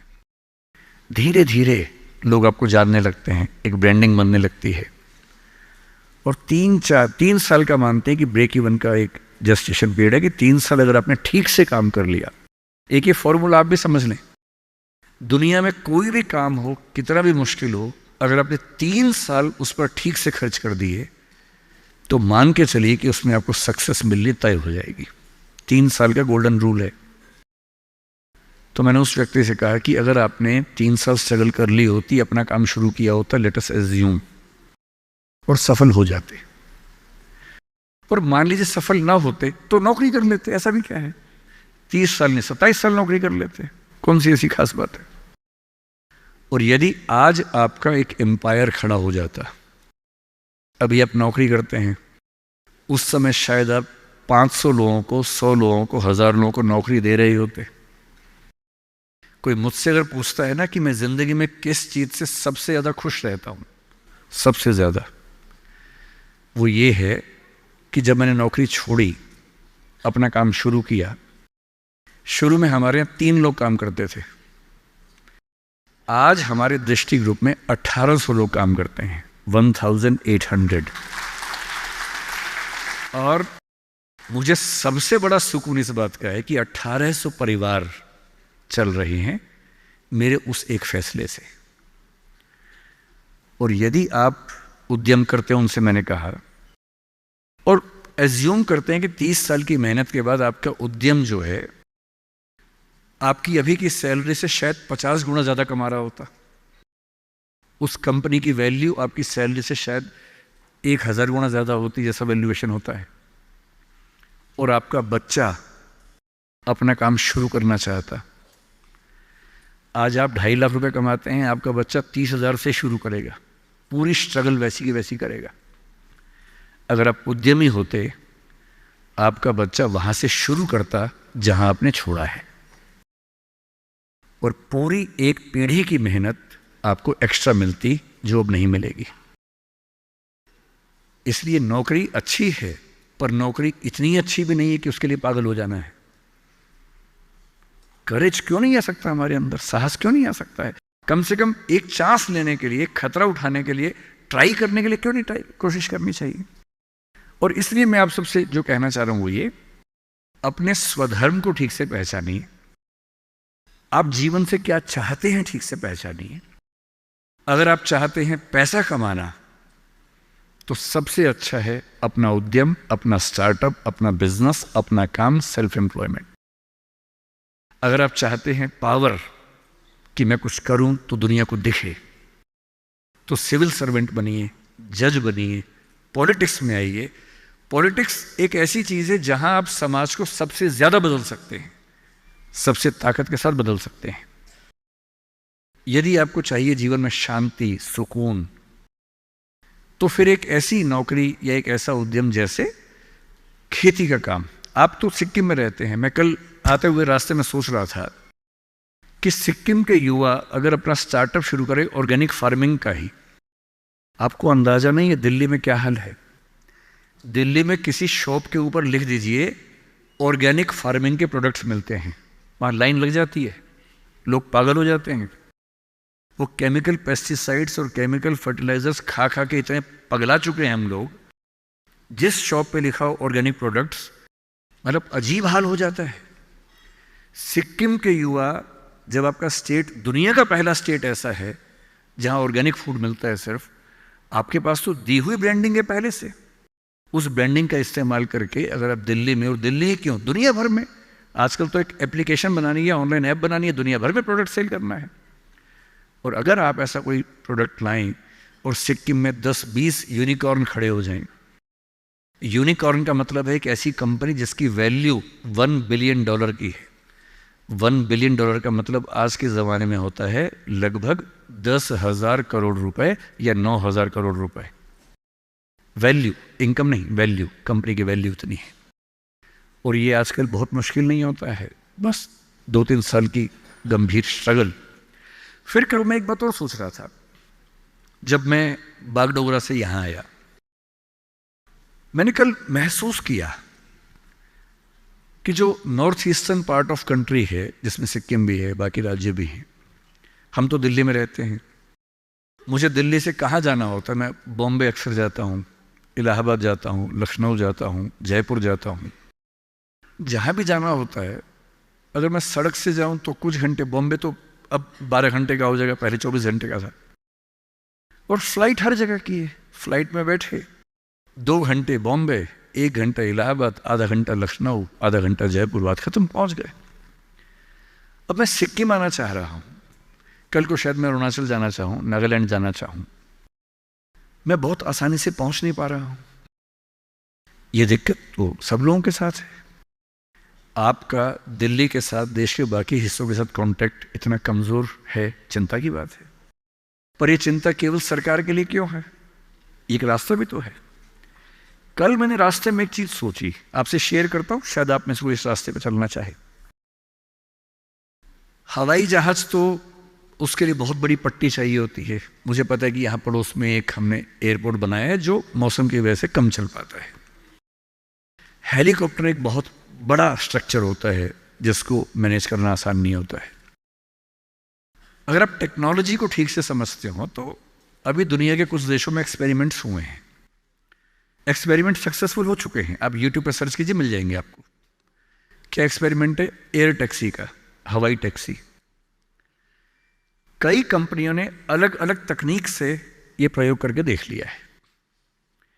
ऊबर इस पे कुछ एक्सपेरिमेंट्स कर रहा है। हमारे प्रधानमंत्री श्री नरेंद्र मोदी की बात भी ऊबर कंपनी के मालिक से 3-4 साल पहले हुई कि ऊबर टैक्सी हम चलाएंगे, एयर टैक्सी चलाएंगे दिल्ली में जल्दी ही। दिल्ली से गुड़गांव जाने में 1 घंटा लगता है, एयर टैक्सी 8 मिनट लेगी मैक्सिमम। टैक्सी कैसे काम करेगी? आपने ड्रोन देखे हुए हैं, हेलीकॉप्टर भी तो इस तरह का ड्रोन ही होता है। एक कार जैसा इंस्ट्रूमेंट है जिस पे 4 पंखे लगे हैं, वो ड्रोन बन के उड़ता है और एक जगह से दूसरी जगह ले जाता है। बैटरी ड्रिवन चीज़ें भी आने शुरू होने वाली हैं जो कि बहुत कॉस्टली नहीं पड़ती हैं ऑपरेट करने में। मैं कल ही सोच रहा था कि नॉर्थ ईस्ट में अगर कुछ ऐसे युवा हो, कुछ सिक्किम में हो, कुछ अरुणाचल में हो, नागालैंड में हो, त्रिपुरा, मिजोरम, मेघालय में हो, और मिलके कुछ ऐसी कंपनियां बनाएं सरकार की पॉलिसी से बात करके, और मेरे ख्याल से सभी राज्यों के मुख्यमंत्री दिल्ली में बात करेंगे। सिविल एविएशन मिनिस्ट्री से, होम मिनिस्ट्री से परमिशन जो रिक्वायर्ड है वो लेने के बाद ऊबर जैसी कंपनियों से टाई अप करके जैसे भी करना चाहें, अगर हमारे पास एयर टैक्सी का एक अच्छा मॉडल बन जाए। कल जब मैं तीस्ता के पास से निकला, मैंने अपने ड्राइवर साहब से पूछा, क्योंकि पुल 1-2 टूट गया बता रहे थे, बहुत मिट्टी मलबा जमा था। मैंने उनसे पूछा कि जैसे नदी के सामने जो गांव है, अगर मुझे यहाँ से वहाँ जाना हो, पुल तो टूट गया, कैसे जाएंगे? उन्होंने बताया कि यहाँ से वहाँ जाने के लिए 50 किलोमीटर पीछे जाके एक पुल पार करके आना पड़ेगा, क्योंकि अभी पुल टूट गया है। और मैं सोच रहा हूँ कि मान लीजिए इस नदी के इधर और उधर 2 दोस्त रहते हों, या किसी बच्चे का घर इधर है, स्कूल उधर है, अब वो कैसे जाएगा? और ऐसा क्यों ना हो कि इस राज्य की भौगोलिक स्थितियों को देखते हुए हमारे पास एयर टैक्सी के छोटे छोटे मॉडल्स बहुत जगहों पर हों, जो बहुत कम फीस पर वो सारा डिस्टेंस ट्रेवल करने में हेल्प करते हों। और ये उद्यम बाकी राज्यों के लोग यहाँ के करें, क्या इससे बेहतर नहीं है कि सिक्किम के बच्चे ये उद्यम करें और सिक्किम के टूरिज्म के डेवलपमेंट में सिक्किम को फ़ायदा हो? ये तो होना ही चाहिए। इसलिए मेरा आप सबसे रिक्वेस्ट ये है, आपको सिविल सर्विस की तैयारी करनी मैं बता ही दूंगा, वो तो मेरा काम है ही, मैं रोज़ वही बताता हूँ। तो मैंने अभी तक आपके 2 सवालों का एड्रेस किया, एक अंतिम सवाल टीचर्स वाला और एक थोड़ा सा मोटिवेशन लेके बात समाप्त करूँगा, क्योंकि मुझे अंदाजा है कि काफ़ी ज़्यादा हो गया होगा, टाइम कितना हुआ मुझे पता नहीं, पर जो भी हो गया। मोटिवेशन को लेकर आपको जब भी ऐसा लगे कि आप डीमोटिवेटेड हो रहे हैं, देखिए मोटिवेशन के 2 तरीके होते हैं। एक तरीका होता है हवाई किस्म का तरीका, मेरे जैसे किसी स्पीकर को बुला लीजिए, ये हवाई तरीका है, इससे कुछ बात बनती नहीं है, लगता है कि बात बन गई, बनती नहीं है। और कई मोटिवेटर्स तो मैंने ऐसे देखे हैं जो मंच पे आके आगे लगा देते हैं, यस यू कैन, सब बोलेंगे यस वी कैन, सबको लगता हो गया। वो असर रहता है आधे घंटे तक, जैसे गुब्बारे में हीलियम गैस भरते हैं, गुब्बारा उड़ता है, गुब्बारे को लगता है कि मैं तो महान हूं, मैं तो हवा में हूं, आसमान में हूं। थोड़ी देर में गैस खत्म हो जाती है और गैस खत्म होते सूख के नीचे आता है गुब्बारा। एक तो वैसा मोटिवेशन है कि मैं थोड़ी आग लगा दूं, 10 बार जोर से बोलूं, आप भी बोले जोर जोर से, एकदम खून गर्म हो जाए, आप बाहर निकले, आपको लग रहा है कि आप कुछ भी कर सकते हैं, आधे घंटे बाद लग रहा है अरे हम तो वैसे के वैसे हैं। एक तो वो मोटिवेशन है जो आधे 1 घंटे वाला होता है, उसमें मेरा कोई इंटरेस्ट नहीं है, ना मैं वैसा मोटिवेटर बनना चाहता हूं। असली मोटिवेशन कहाँ से आता है? एक तो असली मोटिवेशन ऐसा नहीं होता कि 1 साल में एक स्पीच सुनी, 1 साल के लिए मोटिवेट हो गए, नहीं। असली मोटिवेशन आता है जिंदगी की ज़रूरतों से, आसपास से, डेली लाइफ से आता है। और डेली लाइफ से मोटिवेशन चाहिए तो क्या करना चाहिए? ये मैं 3-4 टिप्स दे रहा हूं, आप सब इसको फॉलो करें, आपको डीमोटिवेशन कम से कम नहीं होगा। एकदम आराम से जिंदगी जीनी है, दुखी होना ही नहीं है। सबसे पहली बात, अपने आप से इतनी उम्मीदें नहीं पाल लेनी है जो पूरी नहीं हो सकती। और मैं आमतौर पर जब मोटिवेशन के लिए कोई मुझसे कहता है ना, मैं कहता हूं बच्चों को मत बुलाइए, उनके पेरेंट्स को बुला लीजिए। पेरेंट्स को समझाना ज़्यादा ज़रूरी होता है कि बच्चों से इतनी उम्मीदें ना पाल लें कि बच्चों को जीना मुश्किल हो जाए। पेरेंट्स की एजुकेशन ज़्यादा ज़रूरी है। भाई मैं देखता हूं मेरा बेटा पढ़ने में ठीक है, बहुत तोप नहीं है, मैं चाहता भी नहीं कि तोप बने, ठीक से पढ़ ले, मस्त रहे एकदम। पर हमारे गली मोहल्ले में कुछ बच्चे तोप हैं, उनके माता पिता रात दिन लगे रहते हैं, मम्मी फिर से 10th क्लास कर रही हैं, पापा भी 10th क्लास कर रहे हैं, बच्चा भी कर रहा है, रात दिन माँ बाप भी पढ़ा रहे हैं उसको, बच्चा भी पढ़ रहा है, पूरी फैमिली 10th क्लास कर रही है। और बच्चे के 10th क्लास में 99.8% मार्क्स, उसके बाद भी दुखी, 0.2 क्यों नहीं आए? और हमारे वाला 50 में खुश रहता है कि बहुत आगे, काफ़ी है, इससे ज़्यादा क्या करेंगे? अगर आपने बच्चों से इतनी उम्मीदें पाली, इतना कंपटीशन में उलझा दिया, बेटा तुम्हें फर्स्ट आना है, टॉप करना है, 100% लाना है, ये करना है, वो करना है, आपका बच्चा कितना भी टॉप कर ले, वो कभी खुश इंसान नहीं बन पाएगा। और पेरेंट्स के लिए सबसे ज़रूरी होना चाहिए कि आपका बच्चा खुश रहे, ठीक इंसान बन जाए, आपके बुढ़ापे में आपकी चिंता कर ले, मन ही मन आपसे नफरत ना करने लगे। जब मेरे पास बच्चे अकेले में आके बात करते हैं, कभी कभी रोते हुए बोलते हैं मुझे अपने पेरेंट्स से नफरत है, नफरत। उन्होंने मुझे एक मशीन समझा अपनी इच्छाएं पूरी करने के लिए। मेरा मन था ये करने का, धमका धमका कि ये फील्ड दिलवाई जो फील्ड मेरा स्वधर्म है ही नहीं। मैं रोज पढ़ता हूं रो रो के, मेरा मन नहीं करता पढ़ने का क्योंकि मेरी फील्ड थी ही नहीं। इसलिए आप सबसे कह रहा हूं, हर व्यक्ति हर काम नहीं कर सकता, पर हर व्यक्ति कुछ ना कुछ अच्छा कर सकता है। और वो कुछ ना कुछ अच्छा क्या है जो आपका स्वधर्म है। इतने उम्मीद मत पालिए। मसलन क्रिकेट भारत का शौक आजकल सब लोगों को हो गया है।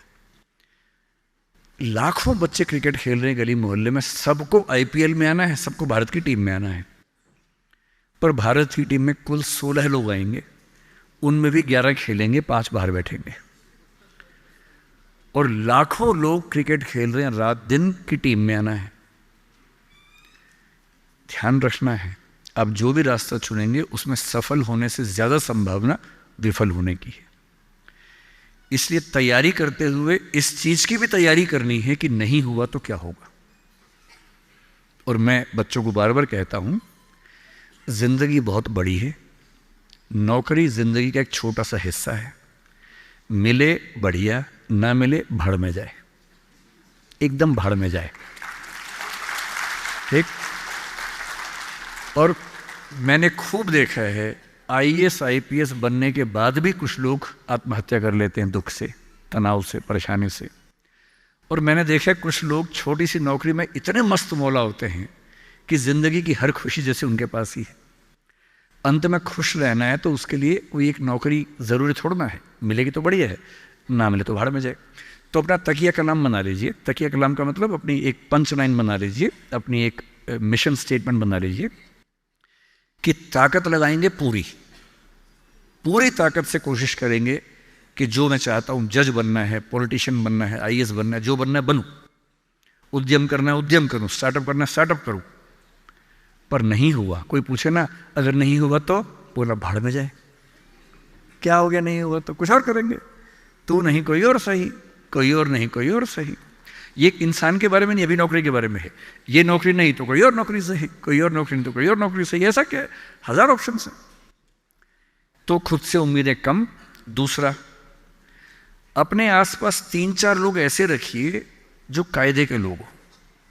आपके जो दोस्त होते हैं ना, जो सबसे अच्छा दोस्त है वो पूरा दोस्त नहीं होता, थोड़ा सा दुश्मन भी होता है। हर दोस्त और दुश्मन का पैकेज होता है। वो आपसे जलता भी सबसे ज्यादा है, लेकिन दोस्त भी है। आपके राज रखता है। आपके पेरेंट्स को वो सब नहीं बताता जो पेरेंट्स पूछते हैं उससे, क्योंकि आप भी नहीं बता रहे उसके पेरेंट्स को। एक म्यूचुअल अंडरस्टैंडिंग है। लेकिन जब दोस्त ऐसा होता है ना कि दूसरा दोस्त सफल हो जाए तो हमें जलन होती है, ईर्ष्या होती है, जो कि नेचुरल है। दुखी नहीं होना है। कोई दोस्त आपको पूछे अगर मैं सिलेक्ट हो गया तू नहीं हुआ तो जलन होगी, झूठ मत बोलना हाँ होगी, नॉर्मल है, सबको होती है, मुझे भी होगी। लेकिन इतनी नहीं होगी कि मैं तेरे खिलाफ कुछ काम करना चाहूं। थोड़ी होगी, ह्यूमन बीइंग हूं, ह्यूमन साइकोलॉजी है, तो मैं उससे कैसे बच सकता हूं। अपने आसपास 3-4 ऐसे लोग रखिए जो जनरली पॉजिटिव रहते हों, मनहूस ना हो। यह दुनिया मनहूस लोगों से भरी हुई है। आप कुछ भी करने लगेंगे, आप कहेंगे मैं सोच रहा हूं कि अपना काम शुरू करूं, लोग कहेंगे अरे पागल मर जाएगा, अरे पागल, तेरे खानदान में किसी ने किया आज तक, अरे तेरे बस की बात नहीं है, अरे छोड़ दे, तुझसे होगा ही नहीं, मैंने पहले ही कहा था नहीं होगा। इन मनहूसों से दूर रहिए। ऐसे 2-4 लोग जो थोड़ा पॉजिटिव हों और सोच समझ के सलाह दे। जैसे आप कहें कि मैं सोच रहा हूं कि मैं आईएएस की तैयारी कर लूं, आपका दोस्त कहेगी देख भाई मैं तेरे साथ हूं, सपोर्ट करूंगा, लेकिन ये 3-4 बातें हैं, पहले सोच लो। इन बातों पे अगर ठीक लगे तो आगे बढ़ो, क्योंकि लंबी स्ट्रगल है। हाँ, स्ट्रगल करोगे तो मैं साथ में हूं, कोई दिक्कत नहीं आएगी। तीसरा, छोटे छोटे टारगेट्स, छोटा छोटा कंपटीशन जीवन में रखिए। एक लंबी यात्रा एक झटके में नहीं होती है, बहुत छोटे छोटे टारगेट से पूरी होती है। जैसे मैं रोज 8 घंटे पढ़ूंगा, आज मुझे इतना सिलेबस कर लेना है, उतना कर लीजिए। एक टाइम टेबल बना लीजिए। टाइम टेबल हमेशा पूरा नहीं होता है, वीक में 5 दिन पूरा हो जाए सही है, 2 दिन नहीं होगा। क्योंकि इस उम्र में क्या होता है कि 5 दिन पढ़ लिए, 6 दिन जा रहे थे, किसी को देख के अच्छा लग गया, अब उसी की याद में खोए हुए हैं, पढ़ाई नहीं हो रही है। तो वो भी करना है ना, इंसान बने रहना है, मशीन नहीं बनना है। तो 5 दिन पढ़िए, 6 दिन मोहब्बत का रखिए, दोस्ती का रखिए, खेलने का रखिए, और इन सब चीज़ों को मैनेज करते हुए एक अच्छी लाइफ के साथ अगर टारगेट्स लेके चलेंगे, छोटा छोटा कंपटीशन अपने दोस्तों के साथ करते हुए आगे बढ़ें, तो मोटिवेशन आमतौर बना रहता है। और जब जब डीमोटिवेशन ज़्यादा होने लगे तो मेरे जैसे किसी की बात सुन लीजिए, 1-2 घंटे के लिए गुब्बारा फूल जाएगा और 2 घंटे के लिए अगर उस फेज से आप निकल गए तो चीज़ें ठीक रहेंगी। अंतिम बात, जो टीचर्स बनना चाह रहे हैं, 2 बच्चियों ने कहा कि मैं टीचर बनने का मन है, तो हम क्या करें? देखो, ध्यान रखो, जैसे यहाँ इतने सारे बच्चे बैठे हैं, आजकल इंटरनेट की वजह से अटेंशन स्पैन जो है इंसान का बहुत कम हो गया है, बहुत ही कम है। पहले के दौर में क्या था कि जब हम क्लास में बैठते थे, वैसे मैं कम बैठता था क्लास में, लेकिन जब मैं बैठता था कभी कभी as a student, 40-45 minute teacher के लिए बड़ी चैलेंजिंग सिचुएशन थी कि वो बच्चों को बिठा के रखे। स्कूल में तो टीचर तानाशाह होता है, स्कूल में टीचर क्लास में बच्चे की हिम्मत नहीं कि बाहर चला जाए, जाएगा तो पिटेगा अच्छे तरीके से, तो चुपचाप बैठना है उसको। कॉलेज में आता ही क्या होता है कि कॉलेज में बच्चों के ऊपर, दिल्ली में, यहाँ का मुझे नहीं पता, दिल्ली में कंट्रोल नहीं कर सकते हैं कि आप बैठेंगे, बच्चे की चॉइस होती है। आप पढ़ा रहे हैं, बच्चे को अच्छा लगा तो बैठे, वरना चला गया।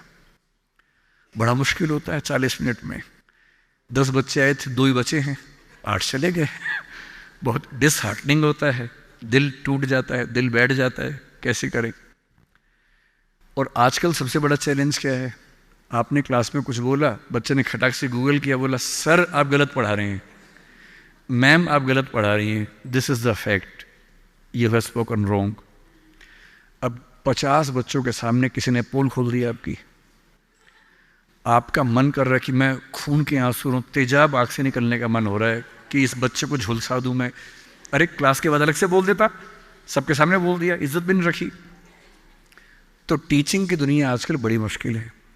आज की जनरेशन, जिसको क्या बोलते हैं, जेन ज़ी बोलते हैं आपकी जनरेशन को ना, ये जो बच्चे 21वीं सेंचुरी वाले हैं, इन बच्चों की अटेंशन को बना के रखना बड़ा मुश्किल काम है। ये हमेशा ऐसे करने वाले लोग हैं, इनकी उंगलियां यूँ चलती है हमेशा। 50-100 साल में अंगूठा बड़ा हो जाएगा इंसान का इवोल्यूशन में, जितना अंगूठे का इस्तेमाल आजकल फ़ोन पे हो रहा है, इवोल्यूशन का अगला स्टेप है, अंगूठा लंबा होने वाला है हमारा। ये बच्चे ऐसे हैं कि वीडियो देखते हैं, वो भी रील 1 मिनट वाली, 20 सेकंड वाली, इंस्टा पे गए, रील देखी, 2 सेकंड में तय करते हैं ठीक है नहीं, खटाक से अगला, फिर खटाक से अगला, 2-2 सेकंड में मामला खत्म होता है। अब जिस समाज के बच्चे 2 सेकंड नहीं झेल पा रहे किसी को, उस समाज में टीचर को 40 मिनट या 50 मिनट क्लास में बैठना है, खड़े होना है, पढ़ाना है। अब मेरा चैलेंज सोचिए, यहाँ मेरे ख्याल से 1000 के आसपास तो लोग होंगे ही, जनरली बैठे ही हुए हैं अब तक। अगर मैं कुछ ठीक से ना बोल रहा होता, अब तक 2-4 लोग ही बैठे होते। कितना मुश्किल काम है। तो अगर आपको टीचर बनना है तो क्या ध्यान रखना है? अगर आप फैक्ट्स और नॉलेज के बेस पर काम चलाना चाहेंगे तो नहीं चलेगा, क्योंकि वो सबके पास है। आपको 2 चीज़ों पर गौर करना होगा। पहला, जितना हो सके इंटरैक्टिव होने की कोशिश कीजिए। वन वे कम्युनिकेशन अब नहीं चल सकता, भूल जाइए इस बात को। Communication has to be 2 sided. बच्चे क्लास में इन्वॉल्व रहें, बोल सकें, सवाल खड़े कर सकें, आप जवाब दें। और जब बच्चे सवाल करते हैं तो कभी कभी कड़वे सवाल भी करते हैं। तो आज के समय में टीचर को ये समझना होगा कि वो बच्चों का दोस्त है, मालिक नहीं है, तानाशाह नहीं है। बच्चों से दोस्ती कर लीजिए, और दोस्त कुछ खराब बोल दे तो बुरा भी नहीं लगता है, उस लेवल पे बात करेंगे तो बच्चे टिकेंगे क्लास में। तीसरी बात, सिखाने का सबसे अच्छा तरीका क्या है? 2 ही तरीके हैं, मैं उसका इस्तेमाल करता हूँ। पहला, कहानियों से सिखाइए।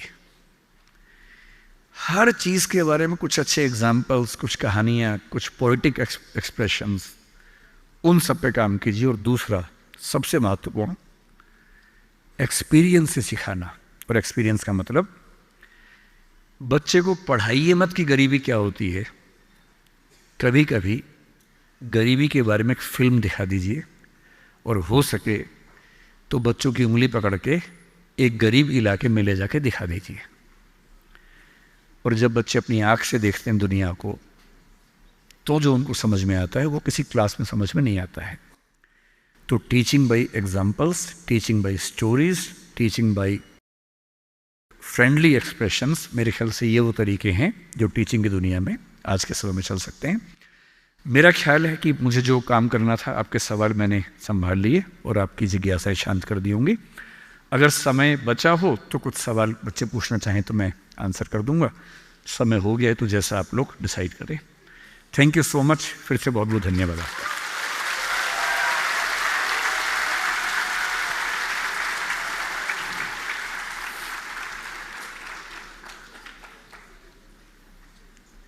सवाल आप चाहते हैं कि Sir, would you like to take some questions? I am fine with everything. So we will take a few questions for another 10 to 15 minutes. Hello, sir. I am a BEd student, and कौन कहाँ? sir here. हाँ, I am Rishabh Prasaili, and I would like to ask a question.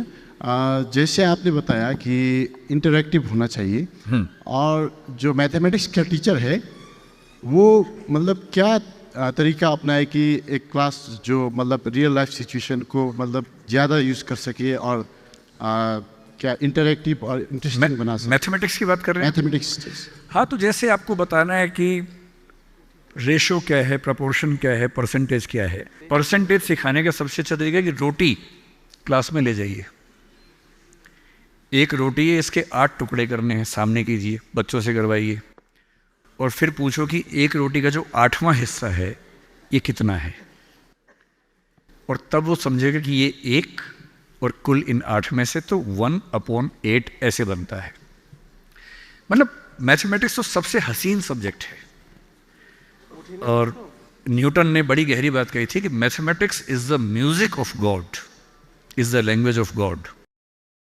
भगवान ने दुनिया को इतना systematic बनाया है, उसने मैथमेटिक्स का ही इस्तेमाल किया होगा, उसके बिना कैसे बना होगा।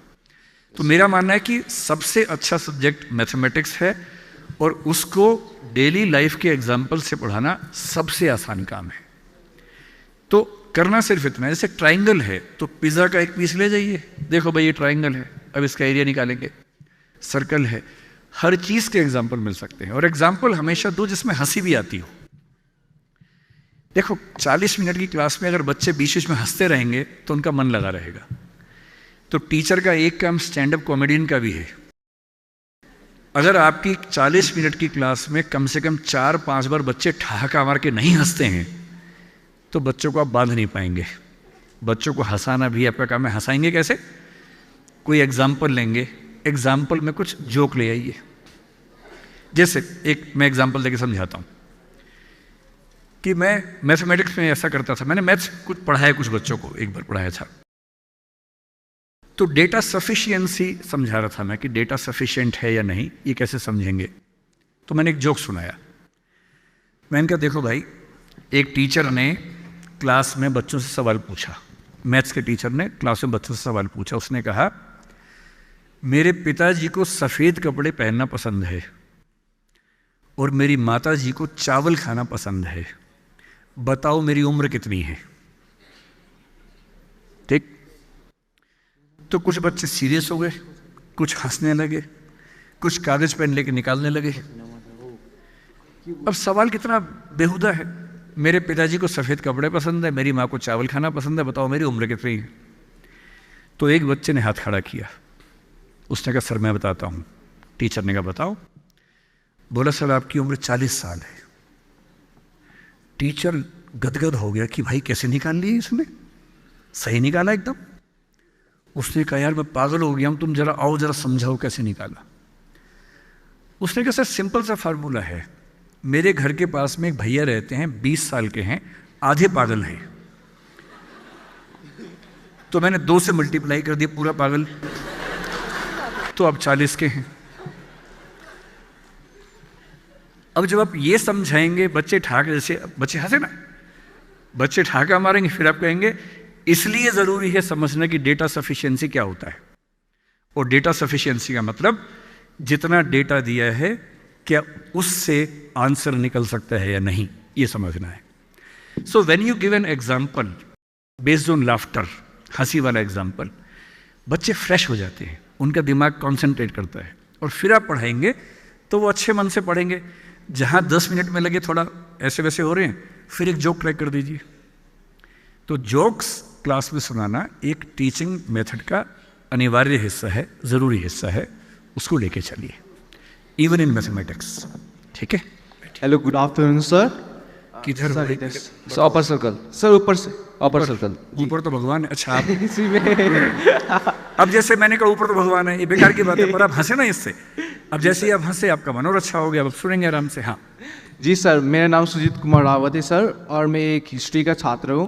सो मेरा क्वेश्चन ये था कि सर, जो अभी अभी NEP आया है, न्यू एजुकेशन पॉलिसी, सो उसमें स्टूडेंट्स को एक मौका मिलता है या चांस मिलता है कि आप हिस्ट्री के साथ फिजिक्स भी ले सकते हैं, या बायोलॉजी के साथ या मैथमेटिक्स ले सकते हैं। तो उसमें आपका क्या ओपिनियन है सर? और दूसरा क्वेश्चन, एज अ मैं हिस्ट्री स्टूडेंट, मुझे बड़े होके एक हिस्ट्री का बहुत बड़ा प्रोफेसर या टीचर बनना है। सो मगर अभी के बच्चे को लगता है कि हिस्ट्री एक बोरिंग सब्जेक्ट है, जिसमें बहुत सारे डेट्स याद करना होता है, प्लेस याद करना होता है, ये लड़ाई वो लड़ाई। तो इस हिस्ट्री को हम इंटरेस्टिंग कैसे बना सकते हैं सर? हिस्ट्री को एक इंटरेस्टिंग सब्जेक्ट्स के साथ साथ एक बहुत ही अच्छा सब्जेक्ट कैसे बना सकते हैं सर? ये क्वेश्चन था मेरा। Thank you. तो इनका गैंग काफ़ी बड़ा है, देखो इनका पूरा गैंग तालियां बजा रहा है। तो मैं अनुमान कर पा रहा हूँ कि आप अपने कॉलेज के बहुत पॉपुलर स्टूडेंट हैं, है ना? लेकिन लड़कों ने ताली बजाई, लड़कियों ने नहीं बजाई है। थोड़ा ध्यान दो भाई। So this is how you make history interesting, हंसी मजाक करके। पर मैं फिर भी आपके सवाल का जवाब देता हूँ। आपका सवाल दो हैं। न्यू एजुकेशन पॉलिसी में ये ऑप्शन है कि आप हिस्ट्री और फिजिक्स साथ में पढ़ सकते हैं, इज इट गुड और बैड? और दूसरा, how can I make history interesting? तो पहले सवाल का जवाब ये है कि मैं तो बहुत बहुत बड़ा समर्थक इस बात का हूँ, क्योंकि होता क्या है कि जब तक हमारा एजुकेशन इंफ्रास्ट्रक्चर कम था, अभी भी कम ही है वैसे तो, अब स्कूल में बच्चों की चॉइसेस बहुत अलग अलग हैं। टीचर्स उतने हैं नहीं, क्लासरूम्स हैं नहीं। जब टीचर्स और क्लासरूम्स कम होंगे तो हमें मजबूर होना पड़ता है कि सारे बच्चे यही पढ़ेंगे। तो जो कॉमर्स पढ़ेगा उसको अकाउंटेंसी भी पढ़ना पड़ेगा, इकोनॉमिक्स भी पढ़ना पड़ेगा। जो फिजिक्स पढ़ेगा वो केमिस्ट्री भी पढ़ेगा, मैथ्स भी पढ़ेगा या बायो भी पढ़ेगा। और जो हिस्ट्री पढ़ेगा उसको साथ में पॉलिटिकल साइंस, सोशियोलॉजी और ज्योग्राफी ही पढ़ना पड़ेगा। ग्रुप बना दिए हमने। लेकिन सवाल है कि ऐसा बच्चा क्यों नहीं हो सकता जिसका मन करे कि मैं म्यूजिक पढ़ूं और मेडिकल साइंस पढ़ूं और हिस्ट्री पढ़ूं? ऐसा क्यों नहीं हो सकता? और मैं अभी अप्रैल के महीने में अमेरिका में 2 यूनिवर्सिटीज़ में स्पीच देने गया था। उनमें से एक मिशिगन थी, एक येल थी। येल आप शायद जानते होंगे। जब मैं येल यूनिवर्सिटी गया, 10-15 बच्चे दिन भर हमारे साथ थे। उनमें एक बच्ची थी, उसके सब्जेक्ट्स क्या थे पता है? यही मेडिकल साइंस और म्यूज़िक। और वो क्लासिकल इंडियन म्यूज़िक इतना अच्छा गाती थी। वो अमेरिकन सिटीजन है और मेडिकल साइंस में उतनी ही धुरंधर, उसको मेडिकल साइंस अच्छे से आता है और म्यूज़िक के सुपर एक्सपर्ट है। तो मेरे मन में आया कि हमारे देश के बच्चे ऐसा क्यों नहीं कर सकते? अगर किसी बच्चे का मन फिजिक्स समझने का और हिस्ट्री समझने का साथ साथ करे, इसमें क्या दिक्कत है? कम से कम ग्रेजुएशन में दिक्कत नहीं है। ग्रेजुएशन में आपने 2-3 विषय पढ़े, फिर आपने डिसाइड किया कि इनमें से एक कौन सा लेके स्पेशलाइजेशन करना है। So I am all in favour of having diversity of subjects. ये बच्चों के लिए बहुत ज़रूरी है कि वो अपने इंटरेस्ट से पढ़ेंगे और बड़ा मज़ा आता है। जैसे मुझे मैथमेटिक्स और फिलॉसफी और लिटरेचर सब अच्छा लगता है। ऐसी कोई चॉइस कभी थी नहीं मेरे पास, तो अलग अलग MA करना पड़ा सब में। होती तो मैं शुरू से पढ़ लेता। Second, history. मैंने हिस्ट्री ऑनर्स किया है दिल्ली यूनिवर्सिटी से, और तब मैं पढ़ता नहीं था बिल्कुल भी। मैंने हिस्ट्री भी नहीं पढ़ी उस समय, और मुझे भी बहुत बोरिंग लगता था। मैं क्लास में नहीं जाता था क्योंकि मैं उस समय छात्र नेता था अपने कॉलेज का। इलेक्शंस लड़ता था कॉलेज में, मुझे उसी में मज़ा आता था बहुत ज़्यादा। डिबेटिंग, कंपटीशन, स्पोर्ट्स, पॉलिटिक्स, वही सब करता था, क्लास में कम जाता था। तो मैं 2-3 बार क्लास में गया ग्रेजुएशन में। मैंने हर टीचर को एक मौका दिया कि मैं क्लास में जाके बैठा 40 मिनट, रोक सको तो रोको। वो रोक ही नहीं पाए, फिर मैं गया ही नहीं कभी। तो मेरी कसौटी ये थी कि भाई तुम इतना अच्छा पढ़ाओ कि मेरा फिर आने का मन करे। दुर्भाग्य से जिन टीचर्स की मैंने क्लास की, 2-3 की, सबकी तो मैंने की भी नहीं, वो लिखा हुआ लेके आते थे, क्लास में आके बोल देते थे। हमने कहा जब यही करना है तो लिखा हुआ दे दो हमें, हम भी वही पढ़ लेंगे, और नहीं तो कुंजी बाहर मिली जाती है, की बुक बाहर मिली जाती है, उसमें से पढ़ लेंगे। और कुछ तो की बुक से ही पढ़ाते थे क्लास में भी। अब मेरा मानना है, तब तक मेरा मानना था कि हिस्ट्री बहुत बोरिंग सब्जेक्ट है। अब मेरा मानना है कि हिस्ट्री से इंटरेस्टिंग कुछ नहीं है। मैं आपको एक एग्जांपल देके समझाता हूँ। हिटलर सेकेंड वर्ल्ड वॉर में उसने 60 लाख लोगों को मारा, आपको पता है हिस्ट्री का, वो हिस्ट्री हम सबने पढ़ी है। मैं हिस्ट्री को इतना एंजॉय करता हूँ आजकल कि मैं अभी पिछले महीने यूरोप गया हुआ था, तो मैं स्पेशली बड़ी मुश्किल से कोशिश करके 10 लोगों से बात करके पोलैंड गया। और पोलैंड के पास एक जगह है, पोलैंड में एक जगह है क्राको, यूक्रेन बॉर्डर के पास ही है, और क्राको से लगभग 30-40 किलोमीटर की दूर एक जगह है ऑशविट्स। ऑशविट्स उन इलाकों में से एक है जहाँ हिटलर के कॉन्सेंट्रेशन कैंप्स थे। बाकी कैंप तो ख़त्म हो गए, पर वहाँ की सरकार ने कुछ लोगों के एफर्ट से उसको बचा के रखा है एज इट इज़ जैसा वो था। मैं 3-4 साल से कोशिश कर रहा था कि वो देख के आऊँगा, तो मैं देखने गया। उस एक कैंप में करीब 9 लाख लोगों को मारा गया था 1942, 43, 44 के दौर में। अब मैं जब वहाँ गया तो आप उस सिचुएशन को देखते हैं, कई फिल्मों में आपने देखा है कि एक बड़ा सा दरवाज़ा है, वहाँ से ट्रेन अंदर जा रही है, वो ट्रेन वहाँ खड़ी है अभी भी। जिस ट्रेन में हज़ारों लोगों को लाया गया मारने के लिए, वो ट्रेन वहाँ खड़ी है, उसी पटरी पे खड़ी है। वहाँ से लोग उतरते थे। फिर एक पॉइंट था जहाँ डॉक्टर्स चुनते थे कि किसको ज़िंदा रखना है, किसको मार देना है। ज़िंदा सिर्फ उसको रखते थे जो काम कर सकता है, जो मजबूत है, काम कर सकता है। जो छोटा बच्चा है उसको मार देते थे, बूढ़े को मार देते थे। तो एक प्लेस मैंने देखा कि यहाँ से बच्चे बूढ़े एक तरफ जाएंगे, उनको मार दिया जाएगा, इधर जो जवान लोग हैं काम करेंगे। फिर वो चैम्बर्स देखे जहाँ एक छोटे छोटे इलाके में 20-20 लोग सोते थे, दड़बे की तरह बंद होकर, जैसे पिंजरे होते वैसे रहते थे। उसके बाद मैंने एक जगह देखी वहीं जहाँ मेडिकल एक्सपेरिमेंट्स उनके ऊपर होते थे। और फिर एक कमरा देखा, आप देख के दंग रह जाएंगे। कमरा मतलब इस ऑडिटोरियम का 1/10 साइज समझ लीजिए लगभग। उसमें जितने लोग मरे उन सब के जूते वैसे के वैसे रखे हैं, दूसरे में उनके कपड़े वैसे के वैसे रखे हैं, तीसरे में उनके बाल, क्योंकि जब गैस चैम्बर में मारते थे तो पहले उनको गंजा करते थे। वो बाल आप देखेंगे, आपको खून के आंसू आ जाएंगे देखकर। और जब आप वो देखेंगे ना, फिर आपका मन करेगा कि हिस्ट्री पढ़ूं, क्या हुआ था। तो जो मैंने अभी किया है वही क्लास में करना। जब भी हिस्ट्री पढ़ाओ, पहले एक फिल्म चलाना क्लास में बोल के।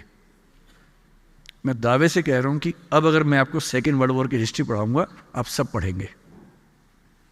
और अगर मैं ये कह के आता कि चलो हिस्ट्री पढ़ते, आप सब भाग जाते। हिस्ट्री को जैसे ही आप कॉन्क्रीट एग्जाम्पल्स रियलिटी से जोड़ के बताएंगे तो हिस्ट्री इंटरेस्टिंग हो जाती है। और हिस्ट्री से इंटरेस्टिंग क्या हो सकता है? And history is not about dates. ये बहुत बड़ी गलतफहमी है। जिसको बहुत तारीखें याद हैं वो तोता है, वो इतिहास का विद्यार्थी नहीं है, वो इतिहास का अध्यापक नहीं है, वो तोता है, तोता। अगर आपके आसपास कोई बहुत याद करके सुनाए आपको, देखो याद करने की एक उम्र थी, अब नहीं है।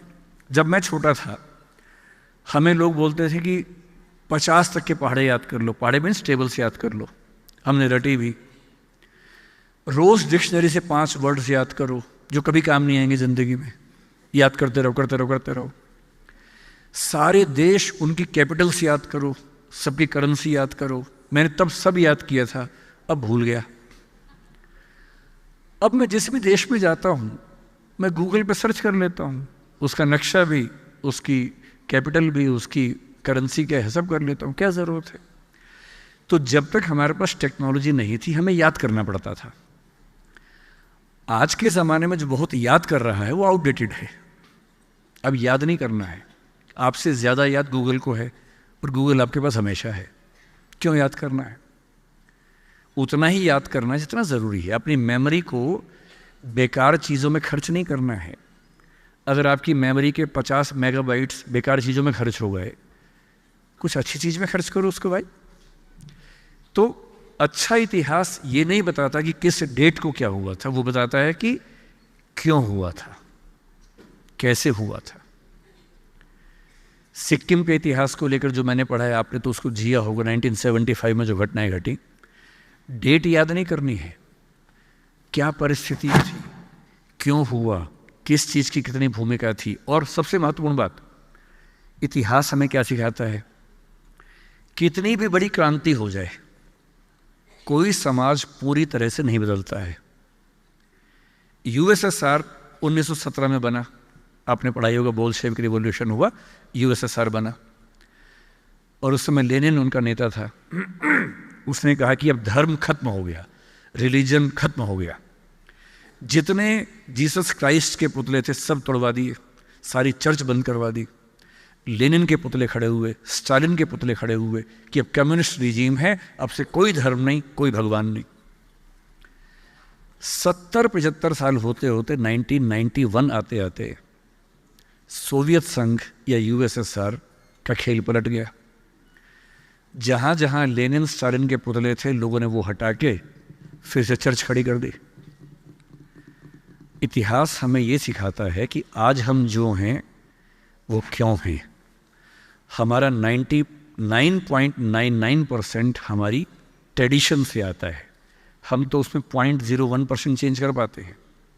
और इतिहास में कितनी भी बड़ी घटना घट जाए, पूरा नहीं बदलता है। एक अच्छा इतिहासकार ये स्टडी करता है कि क्या बदला, क्या नहीं बदला, क्या कॉन्टिन्यूटी है, क्या चेंज है। And if you are able to understand the process of continuity and change throughout the ages, then you are a good student of history, not the one who remembers all the dates. तारीखें याद करने से बात नहीं बनती है, तारीख बनानी है तो एनालिसिस करो, इंटरप्रिटेशंस करो, गहराई से समझो, उसकी वैल्यू ज़्यादा है। And when you start reading history in such way, you start loving history, not liking, you start loving history. आपको हिस्ट्री से मोहब्बत हो जाएगी, इतना इंटरेस्टिंग विषय है।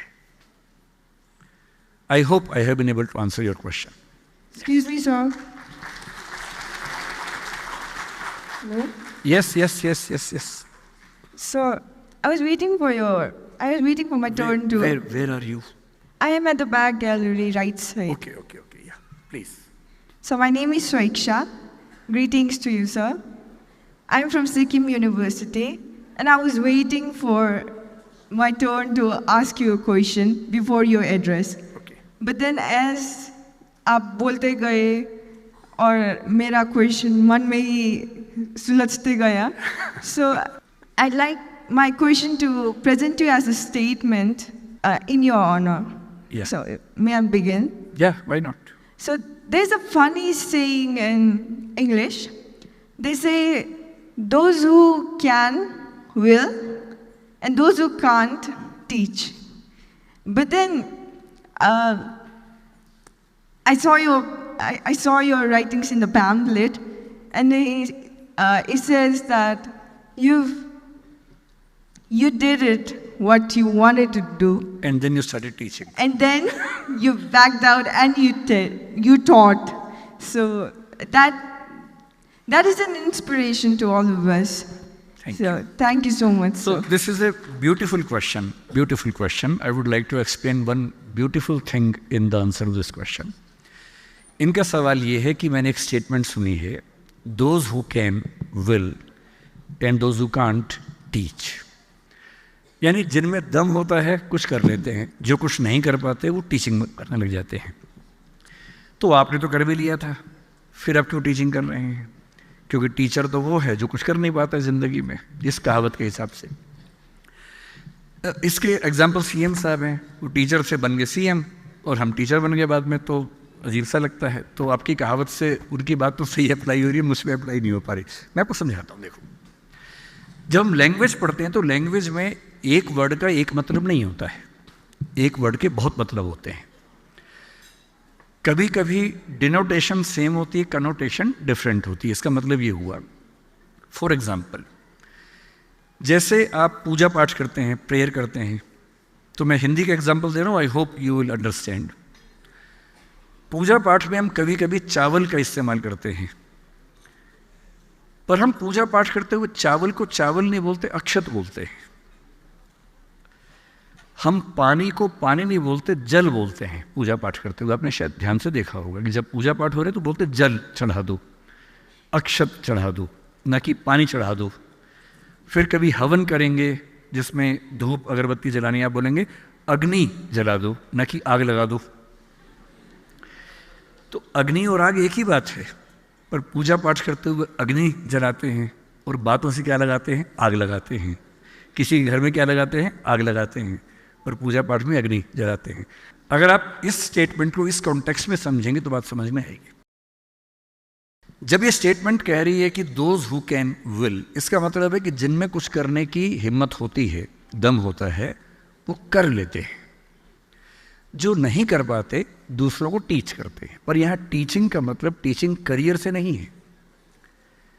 यहाँ टीचिंग का मतलब बिना बात का ज्ञान देने से है। जो आपके पेरेंट्स आपको दे रहे हैं आजकल और आपको अच्छा नहीं लग रहा है, आपके पेरेंट्स कह रहे बेटा फ़ोन मत यूज़ करो, आप कहते हैं आप खुद तो करते हो, हमें क्यों ज्ञान दे रहे हो। आपके पेरेंट्स टीचर नहीं है बाई प्रोफेशन, पर वो भी आपको टीच कर रहे हैं। गली मोहल्ले में हर व्यक्ति आपको टीच कर रहा है, जो जानता भी नहीं वो भी टीच कर रहा है। एक जोक मुझे याद आ गया कि एक 22-25 साल का बच्चा सिगरेट की शॉप पे जाके बोला एक सिगरेट देना भैया। साथ में एक 100 साल का आदमी खड़ा हुआ था। उसने कहा कि बेटा सिगरेट पीना अच्छी बात नहीं है, फेफड़े जल जाते हैं, और बेटा गलत बात है, सिगरेट मत पिया करो, ज़िंदगी खराब हो जाएगी, ऐसा मत किया करो। उससे कहा अंकल आपकी उम्र कितनी है? बोले 100 साल। बोला अंकल मेरे दादाजी की उम्र 125 साल है। तो 100 साल वाला अंकल बोला वो सिगरेट नहीं पीते होंगे ज़रूर? बोला नहीं पीते हैं, ज्ञान नहीं देते। ये वाले जो टीचिंग है ना, ये उसका जिक्र है। Those who can will, those who can't teach. This is not about teaching profession. This is about random teaching which we receive from all the people, so-called well-wishers, who keep on teaching us without we liking them to teach us. ये उसके बारे में है, न कि teaching profession के बारे में। I hope I have made you understood this statement. Success के बारे में हर व्यक्ति बात करता है। देखिए पहली बात तो सक्सेस के बारे में एक लाइन में बोल दूंगा, सक्सेस का मतलब वो नहीं है जो दूसरों की निगाह में है। आप IAS बने, जज बने, बहुत पावरफुल आदमी हैं, दूसरे लोग सलाम ठोकते हैं, ये सक्सेस नहीं है। आप खुद अंदर से कितने खुश हैं, ये असली सक्सेस है। वरना बड़ी बड़ी नौकरी करने वाले रोज़ घुटते हैं अंदर ही अंदर, ऐसे भी लोग हैं। छोटी सी नौकरी करने वाले, खेती करने वाले एकदम मस्त रहते हैं, ऐसे भी लोग हैं। और जीवन का अंतिम उद्देश्य, अल्टीमेट पर्पस है खुश रहना, बाकी सब बेकार की बातें हैं। आप कुछ भी करेंगे, मैं आपसे पूछूं आप क्या करना चाहते हैं, आप बोलेंगे IAS बनना चाहते हो। मैंने क्यों बनना चाहते हो? IAS बन के नौकरी मिलेगी, पावर मिलेगी, सुरक्षा मिलेगी। तो पावर से क्या होगा, सुरक्षा से क्या होगा? सुकून रहेगा। सुकून से क्या होगा? मज़ा आएगा। अंत में मज़ा ही आना है। आप कुछ भी करेंगे, 4 सवाल पूछ लीजिए, 5वें सवाल के जवाब में आप बोलेंगे खुशी मिलेगी। इसलिए ठीक से समझ लीजिए कि ultimate purpose of life is to be happy and to remain happy, nothing else. तो सक्सेस को डिफाइन मत करना दूसरों के हिसाब से, सक्सेस को डिफाइन करना है अपने हिसाब से कि मैं किस चीज़ में खुश हूँ। और अगर आप खुश हैं, बहुत कंपैरिजन मत कीजिए, बहुत कंपैरिजन मत कीजिए। हो सकता है आपके दोस्त आपसे कहें कि भाई मेरे पास तो गाड़ी भी है, पद भी है, बंगला भी है, तू खेती कर रहा है, तेरे पास क्या है? तो फिल्म का डायलॉग तो है कि मेरे पास माँ है। मान लो माँ उसी के पास हो, तब क्या करेंगे? तो आपको बोल रहे हैं मेरे पास ना सुकून है। अगर किस दिन सुबह उठ के मेरा मन ना करे ना, मैं छुट्टी ले लेता हूँ उस दिन। तुम नहीं ले सकते। तुम्हें साल में छुट्टियाँ मिलती हैं 30, मुझे मिलती हैं 150। अपना खेत है, अपनी खेती करता हूँ, ना मुझे EL चाहिए ना CL चाहिए, ना मेरा कोई बॉस है, छुट्टी मांगने के लिए गिड़गिड़ाना नहीं पड़ता है, मैं छुट्टी मांगू, मेरा बॉस मना कर दे, कोई बॉस है ही नहीं, हम अपने बॉस हैं। हर चीज़ में अपना मज़ा है ना। जो आप कर रहे हैं उसका मज़ा ढूंढिए, उसके पॉइंट्स नोट कर लीजिए, मैं किस चीज़ में ज़्यादा मज़े में हूँ, सबको बताओ कि ये मज़ा है। ठीक है, तुम्हारे पास पावर है, तुम जब निकलते हो लाल बत्ती वाली गाड़ी होती है तुम्हारे पास, कोई बात नहीं। हम एक बार एम्बुलेंस से बैठे थे, उसमें लाल बत्ती थी, मज़ा आया था। क्या दिक्कत है? खुश रहना बेसिकली एक मिजाज का मामला है। खुश रहना चाहेंगे तो खुश होने के बहुत रीज़न्स हैं। अगर कुछ बड़ा करना है तो ज़िंदगी में कुछ बहुत बड़े झटके चाहिए आपको। जिसको झटका नहीं मिलेगा वो कमाल नहीं कर पाएगा। जब ज़िंदगी में बहुत बड़ा झटका लगे ना, मन ही मन में सोचना भगवान ने चांस दिया है, और ये चांस सबको नहीं मिलता है, मुझे मिला है। एक लास्ट एग्जाम्पल से की बात खत्म करता हूँ। राजस्थान में, मैं कल राजस्थान में ही था, मतलब परसों, कल मैं वहीं से आया हूँ। राजस्थान में एक एरिया है जहाँ रेगिस्तान है, डेजर्ट है, बरसात नहीं होती है, पानी नहीं आता है। एक एरिया है जहाँ बरसात होती है, ठीक से होती है। जहाँ बरसात होती है वहाँ के लोग खुश रहते हैं कि वे पानी है, खेती है, चीज़ें ठीक हैं, सुकून है ज़िंदगी में। और जिन कुछ ज़िलों में बरसात नहीं होती है वो हमेशा स्ट्रगल करते रहे कि पानी नहीं है हमारे पास। तो आज का इंटरेस्टिंग फिनोमेना पता क्या है? जिन इलाकों में बरसात नहीं होती है वहाँ के लोग खेती कर ही नहीं सकते थे। खेती कर ही नहीं सकते थे तो कुछ काम करना पड़ेगा। काम क्या करें? कोई नौकरी भी नहीं है, तो उद्यम करना पड़ता था। उद्यम भी वहाँ कैसे करें? सब गरीब हैं। उद्यम करने के लोग बाहर निकले, और बाहर निकलने के बाद वो पूरे भारत की सबसे बड़ी बिजनेस कम्युनिटी है जिसको मारवाड़ी कम्युनिटी कहते हैं। भारत के जितने बड़े बिजनेसमैन हैं, सारे टाइकून्स, 90% ऑफ टाइकून्स उन 3-4 ज़िलों से निकले हैं जहां बरसात नहीं होती थी।